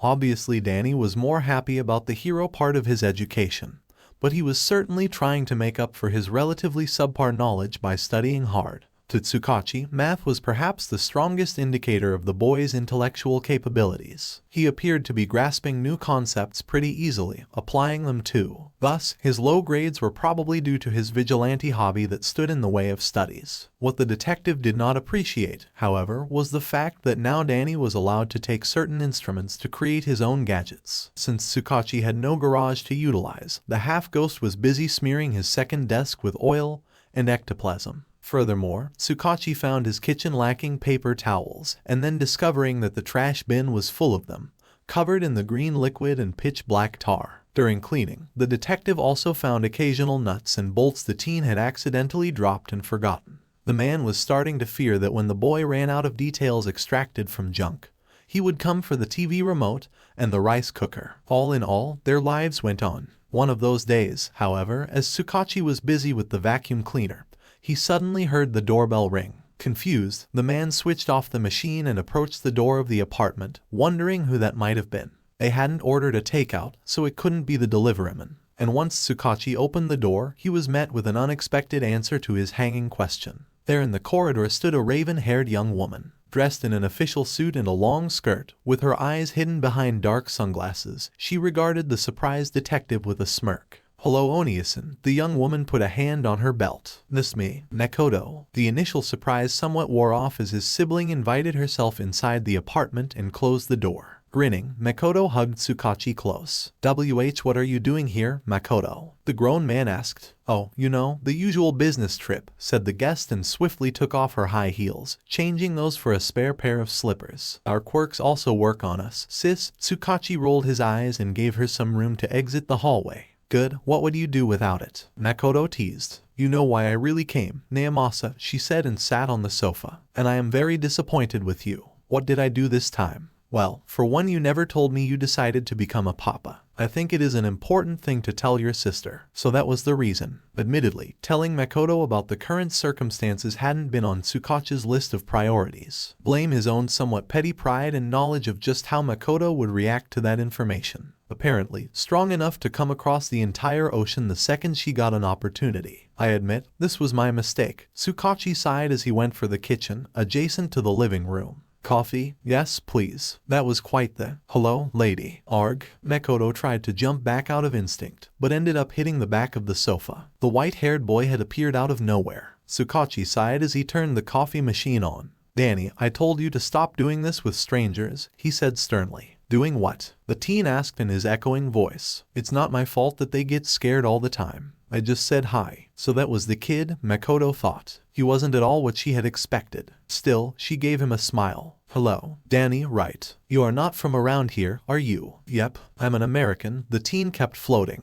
"The old man can tell you the rest." Makoto snorted. "Old man?" she asked and looked at her brother. "I guess you aren't wrong. He ain't a spring chicken." "I hear both of you," Tsukachi responded. The half-a snickered. "I heard you guys talking. You are Tsukachi's sister, right?" "Got that right. Just call me Makoto." "Nice to meet you. What's that you are wearing?" Danny raised his eyebrow and looked down at his clothes. That was his take on the more casual wear they had picked with Mina. A black sleeveless hoodie with his insignia. Under this was a white long sleeve. His hands at the moment lacked the fingerless gloves. He also wore black sport pants and white boots. The color scheme was now the correct one. Like it. I think this can work as a suit. I can move more freely in this one. A suit. Old man really said nothing. Huh. Danny smirked. I'm studying at the UA. Really? Makoto blinked. That's pretty straightforward. Why so? Because this boy doesn't know when he should use his quirk. Tsukachi came with a small tray and put it on the table. Why are you in this form now? I thought you could fly without it. I just wanted to show the suit. To be honest, you look more like a vigilante than a hero with this haphazard attire. Danny grinned, and in that grin Tsukachi found the reason. You are trying to spite me, aren't you? It's not all about you, old man, the teen huffed. Just let it be a little homage to my glorious past, Danny said as a biscuit from the tray flew into his hand. I'm heading out, Tsukachi-san. Wait, you can't leave while we have a visitor, responded Tsukachi. Oh, it's fine, Naomasa, Makoto grinned. We'll have enough time. Let's just catch up for now. The detective was about to object, but he saw how serious his sister's expression became. A silent message was passed between the siblings, and Tsukachi knew that it was more important than she let on in Danny's presence. Due to her back facing the teen, the latter did not notice the young woman's look. Instead, he jumped at the opportunity, surprising Makoto by flying through the wall. Huh, that's a neat quirk, she mumbled. What is it? He calls it Ghost, but his arsenal goes well beyond that. I think he called it this way because he learned to go through walls first. I see. His quirk really is useful for a hero, or a thief. Tsukachi nodded. That's what I thought initially, he chuckled. What did you really want to talk about? What's this whole thing about, Naomasa? Out of nowhere you just take a stray kid without telling anyone. I am not mind-controlled. The man raised his hands and sat on the couch. How do I know? Makoto raised her eyebrow, but then shook her head. I know you aren't. It's just ... not like you at all. I know. I owed the kid one, is all. He saved my life. Oh, a slight, long-foreseen smirk creeped up the woman's face. A vigilante atop of that. I don't recognize my Oni-san at all. Don't bring this up, Tsukachi sighed. That must have taken a hefty amount of mental gymnastics. Stop that, Tsukachi cut her off. Daniel changes nothing. Quite the contrary. I never condoned his past vigilantism and he will face consequences if he insists. Does Danny-kun know that? Of course he does. He's just way too stubborn. Makoto did not look convinced at all by Naomasa's own uncertainty. With a quirk like this I'm not surprised he is so unruly. Captain Celebrity is just like this. This has nothing to do with flight alone.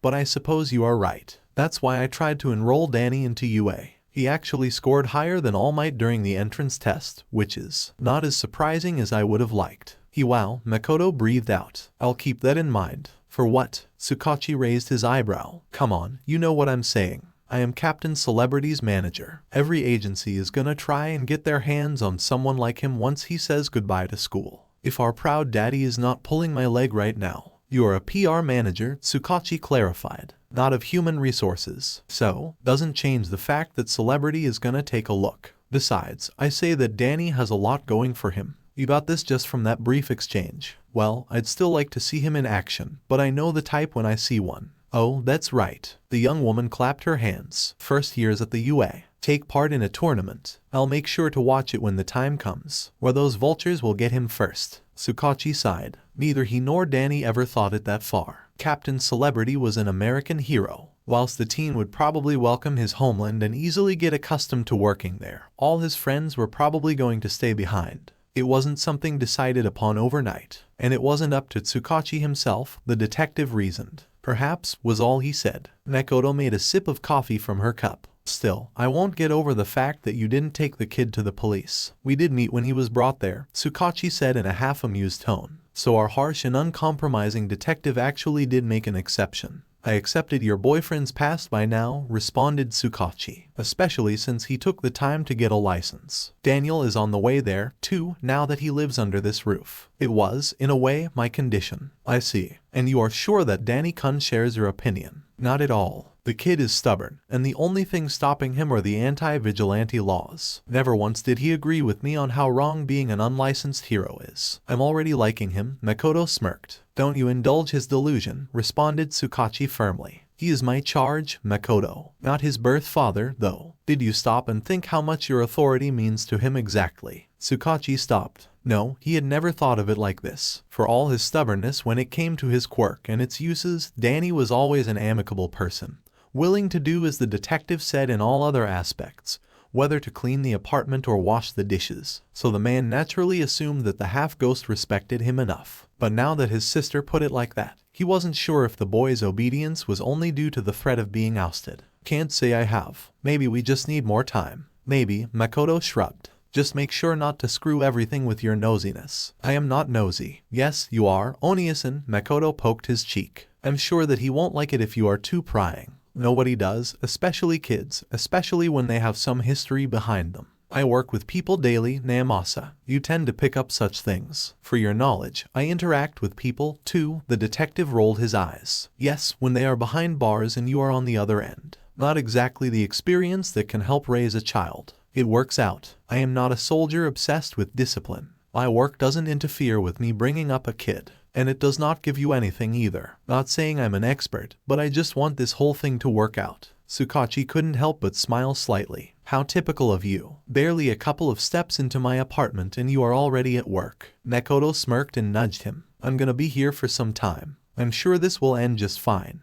Danny seems like a good kid. Took you a while, boy. Jiren tossed away the cigarette upon seeing the half-ghost's luminescent figure. Danny floated in front of the broker, the masquerade mask still on his face. They were located in the district that was more on a grimier side, in a dark alleyway that had probably been a crime scene not so long before that day. It was precisely the place where crime bloomed like cherry blossoms in the spring. A generous metaphor for a damp and dirty place like that. Thankfully, the hazmat Danny wore for villainous activity could be easily cleaned each time he went human. The broker noticed that the boy was still wearing the mask and was left befuddled by the decision. We ain't going to the arena, kid. What's the mask for? I still value my privacy. I have a normal life out there. The teen crossed his hands. Many villains and vigilantes do, Jiren laughed. Doesn't make me wanna plaster some random shit on my face. Maybe I could arrange for something more appropriate, at least. Danny's neon green eyes narrowed. I buy the junk you find for me. That's enough. One would reason that Phantom's past experience and slight grudge would rid him of any temptation to resort to the sleazy man's services. However, it had to be once again reiterated that Danny's qualms with this endeavor were not of a moral kind. He was pragmatic by nature, and junkyards actually often lacked the details he sometimes desired. Complicated microchips were not found in microwaves or dishwashers. Only these crudest of details for the most primitive interfaces good only for displaying numbers could be found there. He could ask the school, but that entailed so much paperwork that Danny was not willing to bother when there was a whole market for those details, cheaper and more accessible. The price was an issue because he actually had to pay for some reason. Something about being unable to subsidize the non-citizens' pet projects more than they had to. Danny was not exactly sure what that bureaucratic rabble at the budget department actually meant. But there was the fact he had to make his devices himself. Hatsune got it easier because she was a citizen and took part in making devices for all, while Phantom was not sharing the otherworldly technology of his. He was pretty sure that some particular floating eyeballs would get angry with him for upsetting the multiversal balance or something along those lines. He was already testing their patience. In any case, the most egregious thing during such deals was that the traders did not pay their share. But that was the problem of the National Tax Agency of Japan. Back with Phantom and Jiren, the latter shrugged in response, rewarding the teen with a small smirk. I am always here if you need my services. Get to the point, pal. I'm here for a reason. I'm actually surprised you came all the way to Kamino. I can fly fast. Took me the same amount of time it takes for you to go buy cigs. Are we going or not? Strange enthusiasm for someone who is so self-righteous. I want to hear the guy out. The sooner, the better. I have other things to do, too. We both know that there is nothing legal about what he is offering. And I also know that you don't want that. I never asked why you are so curious. Danny flew in front of the broker, who by then had set off towards their destination. Hell knows. Guess I want to know what goes on in the crime world. He came up with an excuse. Wouldn't want to step on someone's turf and have whole gangs after me. To some extent, that was largely the reason. He needed to do his homework in order to excel as a hero. He had done so before, scouting for information in the Ghost Zone. It was Jazz who came up with an idea. And it was his sister that actually compiled and stored everything he had found. It aided him a lot during his fights with his enemies, so Danny had decided to get some knowledge about the local villains, too. You aren't trying to rat everyone out, are you? Jiren raised an inquisitive eyebrow. The police will throw me there right after you. I have no interest in this. Yet, Danny smirked. You are paid to lead me to the place, so the choice isn't yours. Jiren rolled his bespectacled eyes before banging on a metal door in a rhythm that could only be the password. Danny was getting a weird sense of déjà vu. He looked around to check if they weren't actually going to the arena. It wasn't the case, however. The door opened, and the two visitors entered what seemed like an abandoned warehouse. It's always the warehouses, Danny muttered. Why can't you people pick something more jolly? We ain't all might, Jiren snorted. Not enough of a reason to share the roof with stray cats. Jesus, I feel like I'm participating in storage wars. The what? American thing. Don't bother. Jiren chose not to comment. The spacious building was not empty at the time. Quite the contrary. A brief and approximate countdown of all people present showed that there were in fact around 50 people. That was quite a crowd. Whether they were simply small fries or someone actually competent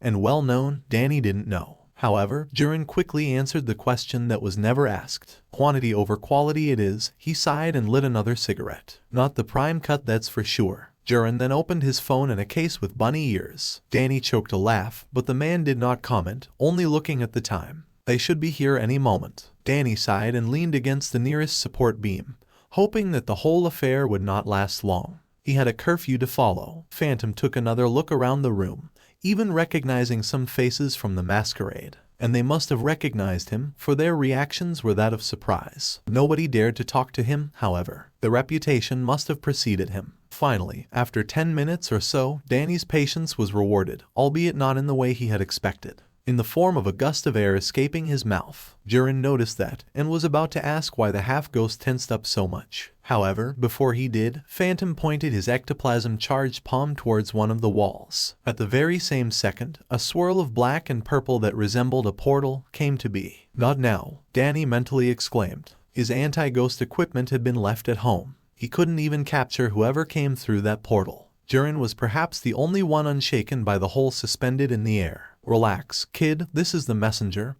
he said. Danny slowly lowered his palm, thousands of thoughts flashing through his head. Was that really a ghost? Was it the portal to the zone? And if so, why didn't it look as one? Then, the expanse of the portal gained two golden ripples that somehow resembled eyes and began to speak. Accept our apologies for the delay, it spoke politely in a deep voice. Then through the small portal came a person. At first Danny still hadn't let go of his suspicions of the visitor's powers. The newest arrival did not look the part to lower the teen's suspicions. He was tall, extremely slim and just as pale. The man cared not for a proper attire, instead wearing a black long sleeve and pants, alongside red sneakers. The most striking feature of his, however, were hands. His own arms and even his face were held by severed bluish palms. If that man was not a ghost, then he most certainly looked the part. No, Danny thought, his eyes turning to the portal, the sense is triggered by this one. And speaking of the portal, suddenly it began gaining shape. Assuming a more humanoid form, the portal was now wearing a butler outfit, looking as if a fog was wearing clothes. What a bizarre sight. Is this? Danny whispered and pointed at the lanky man.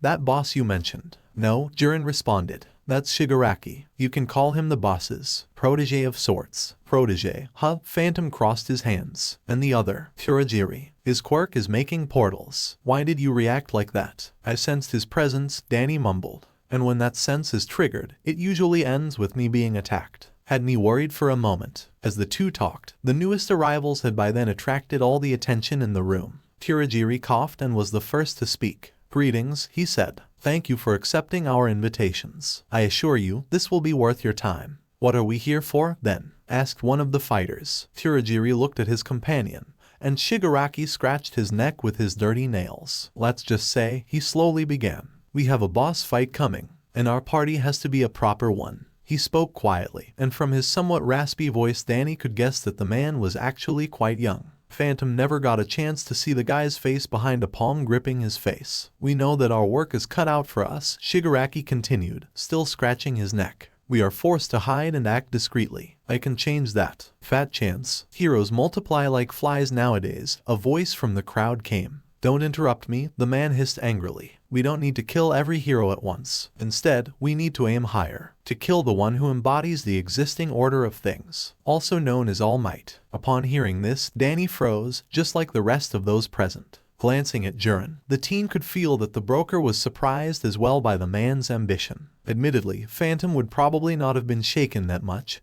Had it not been for the personal exposure, All Might was their teacher, the man that was the textbook definition of a hero, and the person in front of him was actually suggesting the murder of that hero. The others, however, were surprised for another reason entirely. Good luck with that. Boyo, an especially cheeky criminal, approached Shigaraki. You don't look like you can even scratch All Might. Danny quietly whistled. Welp, someone is gonna die. And indeed, something malicious flashed in the man's previously dim eyes. However, before the situation took a drastic turn, Kurogiri interfered. We have the means of defeating him. You don't have to be concerned. The incorporeal servant looked at Shigaraki, and the silent plea for the man to remain calm had a proper effect. Whatever, the younger man mumbled. Why do I have to talk with these? Master asked that you see to it personally, Kurogiri explained. Fine, don't think too highly of yourselves. What do you even want us to do? The eyes of everyone present turned towards the nosy half-ghost. Phantom mentally cursed at his talkative mouth. You are here too? Shigaraki said more to himself. I hope you people are capable of dealing with a bunch of kids. Danny did not like where that discussion was going. We all know that All Might is teaching at the UA. Whilst there, he is at a disadvantage. So many little souls to protect at once. I have a tool that can finish him off. You are there too. Put an extra stain on him. He must have rewarded the term distraction. Rest assured, Kurogiri added. You will all be handsomely rewarded for your efforts. We promise 500,000 yen each. Danny raised an eyebrow. Those were big money, so their boss must have been a walking piggy bank. Did the illegal arena and drug sales make so much money around there? Heroes must have been slacking, Danny thought, although he didn't know how it had been beforehand. The whispers traveled around the crowd of criminals, while Phantom still tried to wrap his head around the situation he suddenly found himself in. What should he do? To be faced against a bunch of kids and make more than 10 fights in the arena.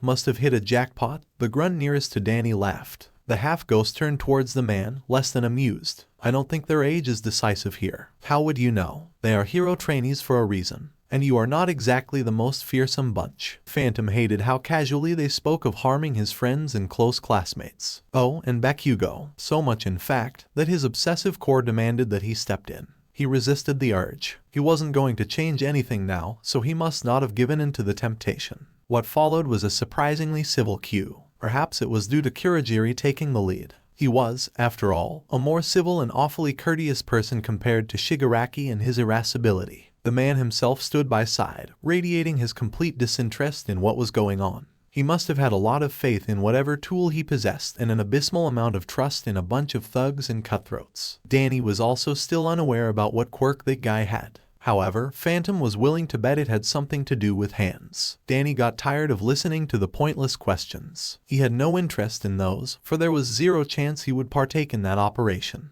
What still glued him to the place was the opportunity to learn more about the malicious plan. And it seemed that Shigaraki's boss wanted Phantom to get involved. Suddenly, a chilling thought appeared in Danny's head. Did they know? Finally, Jiren nudged the teen and gestured for him to follow. The line of eager thugs had dissipated by then, and now Phantom would talk with the two villains in relative privacy. It was well over and done with incredibly quickly. Danny still had well over an hour before the curfew. So, the half-ghost put up an act and smirked. What have you got for me? Kurogiri approached him. Pariah is your name, is it not? A pleasure to meet you. I am Kurogiri. I know who you guys are. Danny pointed at the broker. Jiren enlightened me. You have shown an outstanding prowess in the masquerade. You have caught an eye of my master. Have I? Danny raised an eyebrow. I ain't telling what my quirk is, though. That's what you want to know, isn't it? Admittedly, we are curious. Keep it to yourself. Shigaraki got up and approached the half-ghost. I don't care. That's not what you are here for. Then enlighten me. Stop beating around the bush. We need you to perform a special job. Shigaraki shrugged.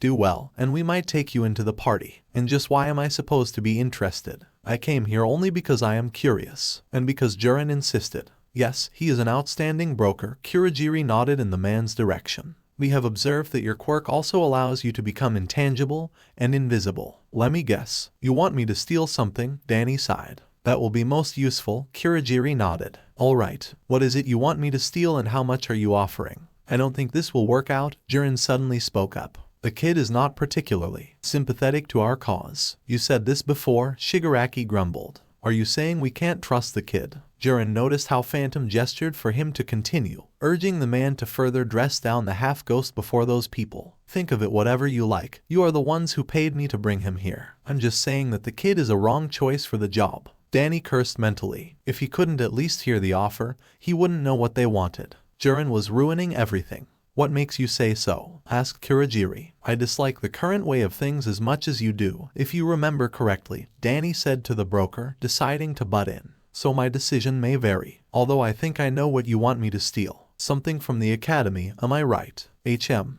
astute observation, said Kurogiri. He is too nosy, Shigaraki grumbled. Which is just what we need for the job. Master instructed me on what to look for in a possible co-conspirator. You see, our plan so far has a major flaw. We are aware that All Might is teaching at the UA. However, we don't know where and when he will be. A single misstep, and we will bring the school full of competent hero teachers to us. So what? You need his timetable or something. Precisely. That was awfully down to earth. But Danny knew what macabre consequences that little thievery could lead to. The headmaster's office or the bookkeeping department must have the schedules. With your quirk being perfect for such task, we ask you to perform it. Even if you don't share our views, the monetary reward shall suffice, I hope. Danny hummed in thought. What would he do? He couldn't bring himself to do something as vile as landing a backstab on his friends. No matter what opportunities it could bring espionage-wise. Perhaps he was a shitty spy. That was also a possibility. I'm not yet sure, the teen hummed. You want to jack up the price, don't you? Shigaraki hissed. We are already being generous about hiring you to do something we can accomplish ourselves. Yeah, you could do something like opening a portal inside a school. I know not the exact location of room,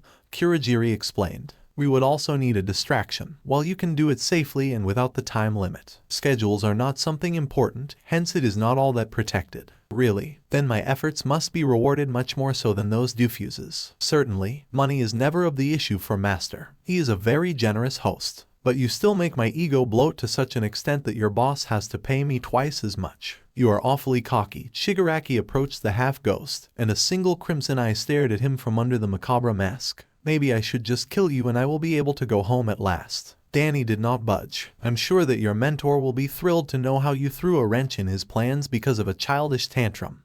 He smirked. That is, if you don't get to see why I'm at the top of the boss's little pet project. Phantom could see the man's fingers twitch. He was itching to use his quirk there and then. Danny wanted it. Wanted Shigaraki to give him an excuse to refuse the offer. You little. From the looks of it, Shigaraki prepared to grab Danny in a destructive grip. Phantom's eyes glowed even brighter as he prepared to blast the petulant man-child away. Hey, Jiren waved his hands. Calm down, you two. Nobody benefits from you killing each other. Relax. 4 eyes, Danny said. There will be only one corpse by the end of it. But fine. And burying a metaphorical hatchet was enough for Shigaraki calm down as well. Alright, so the idea of provoking aggression didn't stick. The working environment here sure is swell, Danny said. We pay you $1 million for a stupid fetch quest, responded Shigaraki angrily. And I say no for a simple reason, Phantom smirked. I don't like you. Jiren's eyes widened. Come on, kid. This offer is to die for. One seldom recognizes the devil when he puts his hand on your shoulder, one man with questionable morals said.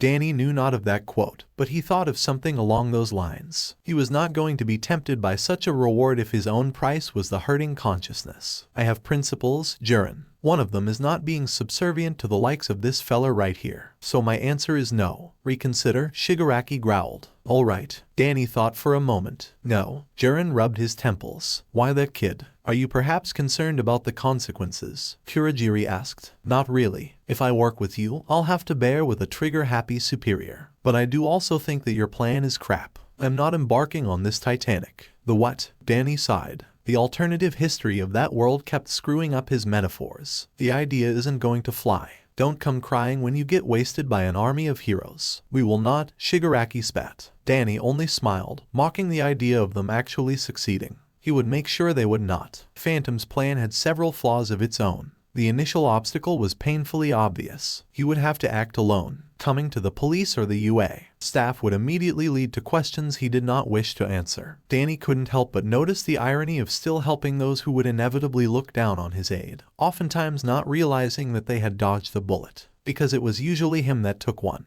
However, just as before, his own ghostly core called on him to act and prevent the danger of harming anyone close to him. Danny did not resist that natural pull all ghosts, even half-as, experienced. He still wished to help. The question was the hows of the situation. Danny knew the basics. Without him, the villains would have to sneak inside all on their own. On one of the following days he invited his friends for a walk around the expansive school grounds. That way, he could carefully examine each approach to the school building. Kurogiri could, of course, make a portal inside the school, but his problem was not knowing who was at the other end before he made one. Thus, Danny shouldn't have dismissed the possibility of them taking a more conventional route. If they did, there was the prospect of them encountering the next problem. The school counselor, the one who looked more like a rabid and leash dog than a hero, who quite often howled and made other canine noises in the middle of a conversation. His strange habits aside, the man possessed an extraordinary sense of smell. The foreign presence would inevitably be noticed by him. Perhaps that's why he was the counselor. Contacting each and every student allowed him to memorize their smell in a very non-intrusive manner. The villains had to bypass that measure somehow, or at least be quick enough to leave before the heroes caught up with them. Or the crime could be committed by someone with a familiar smell. Danny had seen similar cases before. One ghostly warden and his goons came to mind. Slowly and methodically they possessed each member of the town administration to further their plans. It only took one person. In short, the prospect of an actual mole was not something foreign. In a world where millions of different abilities existed, mind control or mimicry were not anything far-fetched. Danny wasn't keen on believing in an actual treachery, for he knew very little about the staff. Although, the mole theory was a dubious one. Phantom was, after all, still asked to perform the task. Thus, it was either because the villains did not wish to use their mole more than absolutely necessary, or they did not have one. So, that argument was not a very solid one. Danny sidelined that theory for the time being, until he had more pointers. And, admittedly, if one of the teachers decided to steal something as irrelevant as a schedule, there was no way he could stop it. Until then, he placed his bet on Kurogiri and his teleportation. That theory seemed to be the most grounded one, if Kurogiri's own words were anything to come by. And until he saw anything at all that could point towards the ongoing crime, all he could really do was wait. After a few days, he managed to divert his attention to studies once more. As Danny, Mina, and Kirishima were making their way towards the school, a lively discussion was taking place. "I think the original movies are still unmatched," Mina said proudly. "They have that certain old school appeal, you know." "No way," Kirishima argued. "The prequels are amazing, too. The visual effects are something else." "Oh yeah?"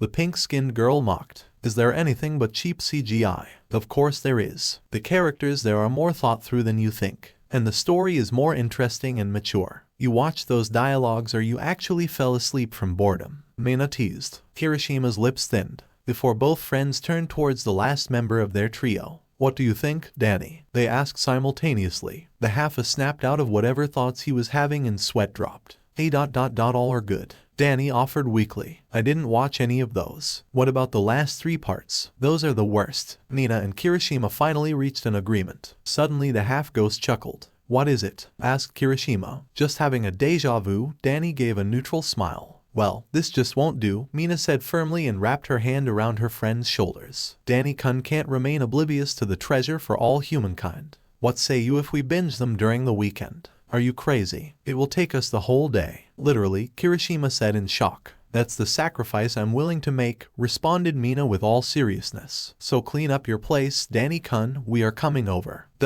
Why me? Because it is you we are doing the service. I'll bring the snacks," she vouched and released the half-ghost from her grip. "Wait here, I need to throw away the gum." As the girl ran off, Danny felt a patronizing hand on his shoulder. "I pity you, my dearest friend," he said dramatically. "You are officially whipped. You are coming too, remember." Danny smirked at seeing his friend deflate, before his hearing picked something up. Kirishima noticed how his friend tensed up. "What is it?" "There are a lot of people at the front gates." "We're right." Super hearing, Kirishima moaned. "What are they talking about?" Danny concentrated on one of his senses. One word, or rather one name, seemed to be spoken more often than others. "Paparazzi," Fenton grumbled. "Of course. They want to see All Might. Think they are gonna bother us." "Well, I mean, we are his students, so." "Makes sense." Danny nodded, seeing Mina come back to them. "Brace yourselves then. Those people are vultures. If you say something wrong, they will put a moniker on you that will stick to the end of days. Or even if you don't say anything." "How do you know?" "Oh, I had a few run-ins with paparazzi back home."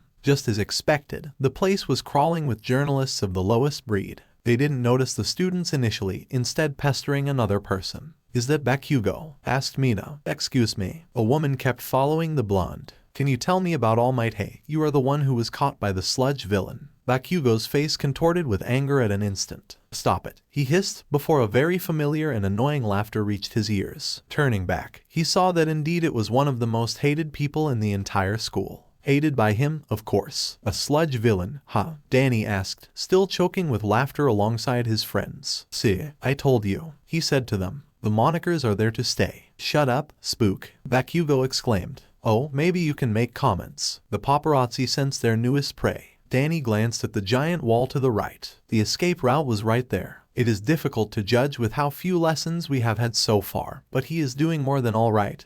The teen responded. Now, if you excuse us. Before Bakugou could protest, the Haffa grabbed the blonde's collar and pushed him through the wall that was made intangible. Kirishima and Mina already got the message and jumped immediately afterwards. Danny grinned. We don't want to be late for the lessons, he laughed and phased into the school grounds, with the towering concrete wall now being between them and the journalists. What the hell, you piece of shit, Bakugou yelled. I've saved you the embarrassment. No need to thank me, Danny smirked. The blonde growled. Do this again and I will blow you to pieces, he exclaimed and stormed off. Sheesh, don't strain yourself, the Haffa mumbled. The students eventually filled their main classroom, and Danny once again relished the fact that it was the teachers that traveled between the classes and not the other way around. He could calmly rest in his seat without having to worry about being late. Fenton-san, I once again ask you to remove your legs from the desk. Ida came into view. Stickler to the end. How Ida? Danny popped his tongue, but still did as he was asked. I thought we had something special. We must adhere to the rules that are in place. The innuendo flew over the bespectacled boy's head. Ardent nepotism has no place in such a respectable institution. Preach, Danny chuckled. The conversation was cut short when Aizawa entered the classroom. It was the sign for the students to return to their desks as the lesson was about to start. Coughing to get even the least diligent student's attention, the man achieved perfect silence within the classroom. Good work on yesterday's combat training, he started with a compliment. I saw the video and the results. Bakugou, you are talented, so stop acting like a child. Bakugou gritted his teeth, but even he could not mouth off to the teacher, especially the one such as Aizawa. I know, he responded quietly. Midoriya. Yes, the boy answered maybe too loudly, looking tense. You settled everything by breaking your arm again, Aizawa checked with his notes. You can't keep saying that this is beyond your control because you haven't mastered your quirk yet. I can repeat this only so many times. There is a lot you can do if you master this control. You don't have that much time. The words of encouragement brightened the mood of the green-haired boy. Yes, sir, he said enthusiastically. Fenton, Aizawa turned to the half-ghost. You should stop taking this too leisurely. Refusing to fight at your fullest is insulting at the very best, hampering to your growth, and worst of all, it will inevitably lead to your defeat. Danny blinked. I got it, Aizawa-sensei. The remark left the class wonder what his full potential felt like if that was how he fought leisurely. However, that thought soon perished when Aizawa nonchalantly continued to speak. Let's move to homeroom business. Sorry for the late notice, but I will have you. An incessantly dramatic pause filled with torturous and grim assumptions. Decide on your class representative. And thus the teacher unleashed chaos. I want to be a class rep. Pick me. I'll be the leader. I should be in charge. Bakugou yelled. Danny decided to sit that one out. The hell would freeze before he decided to take a burden like that. His eyes darted to Aizawa, who by then had retreated into his bedroll. Silence, please. Ida raised his voice. Take notice that this is not solely about the prestige. It is a job with a crucial responsibility of leading others. The class representative is also the person that has the trust of his fellow students. So let's put the choice of the class rep to a vote. He said this as his hand was raised the highest, as he was not hiding his desire to lead the class. But we haven't known each other for that long, Sue pointed out. How can we have enough trust for that? Everyone will just vote for themselves, Kirishima mumbled. Projecting much, my good friend? Danny asked quietly. No, just make a rule that doesn't allow to do this, the Haffa shrugged. Let everyone vote for a person they consider the most trustworthy, or the second fittest if the rule is imposed. I agree, said Ida. Furthermore, it is the vote that will give legitimacy to the chosen representative. You don't mind that, do you, sensei? As long as you decide by the end of the homeroom. I don't care, Aizawa called out tiredly. And thus, the elections were agreed upon. Everybody in class wrote the name of a person they voted for on a list of paper. Danny himself decided on the option fairly quickly. Ida might have been a stickler, but not of the obnoxious kind. He was also probably the most responsible person of them all. or at least he appeared as such. He debated whether to vote for Yaoyorozu or Todoroki, but the latter was quite unsocial. Not the prime choice. Yaoyorozu was a good choice, too, due to how diligent she appeared, but sadly there was only one person he could choose. So in the end he opted for the one he knew a bit better. In the end, Ida collected all shreds of paper inside a small box and set it on the teacher's desk. Momo vouched to do the counting, and nobody objected. She swiftly wrote the results on the chalkboard in front of the names that had been previously written down. Huh? Deku got 3 votes. Who did this? Bakugou yelled. Better than voting for you, Zero laughed. What did you say? 1 vote. Every muscle in Ida's body was tensed. I knew this will happen, he whispered. Danny patted him on the shoulder. If it makes it better, I voted for you, pal. Thank you, Fenton-san, Ida responded, even though he sounded incredibly pained. So Aizawa got up, still inside his yellow cocoon. With the most amount of points, the class rep is Fenton. All the eyes turned towards the half-ghost, who first noticed the stairs and only then looked at the chalkboard. So alright folks, that's all for today. Stay tuned for part 5. Do subscribe, like and share for more such videos. Also check out the story and author RusEmp on FANFICTIONnet. Press the bell icon to be notified first on release. See you in the next video. Till then, goodbye.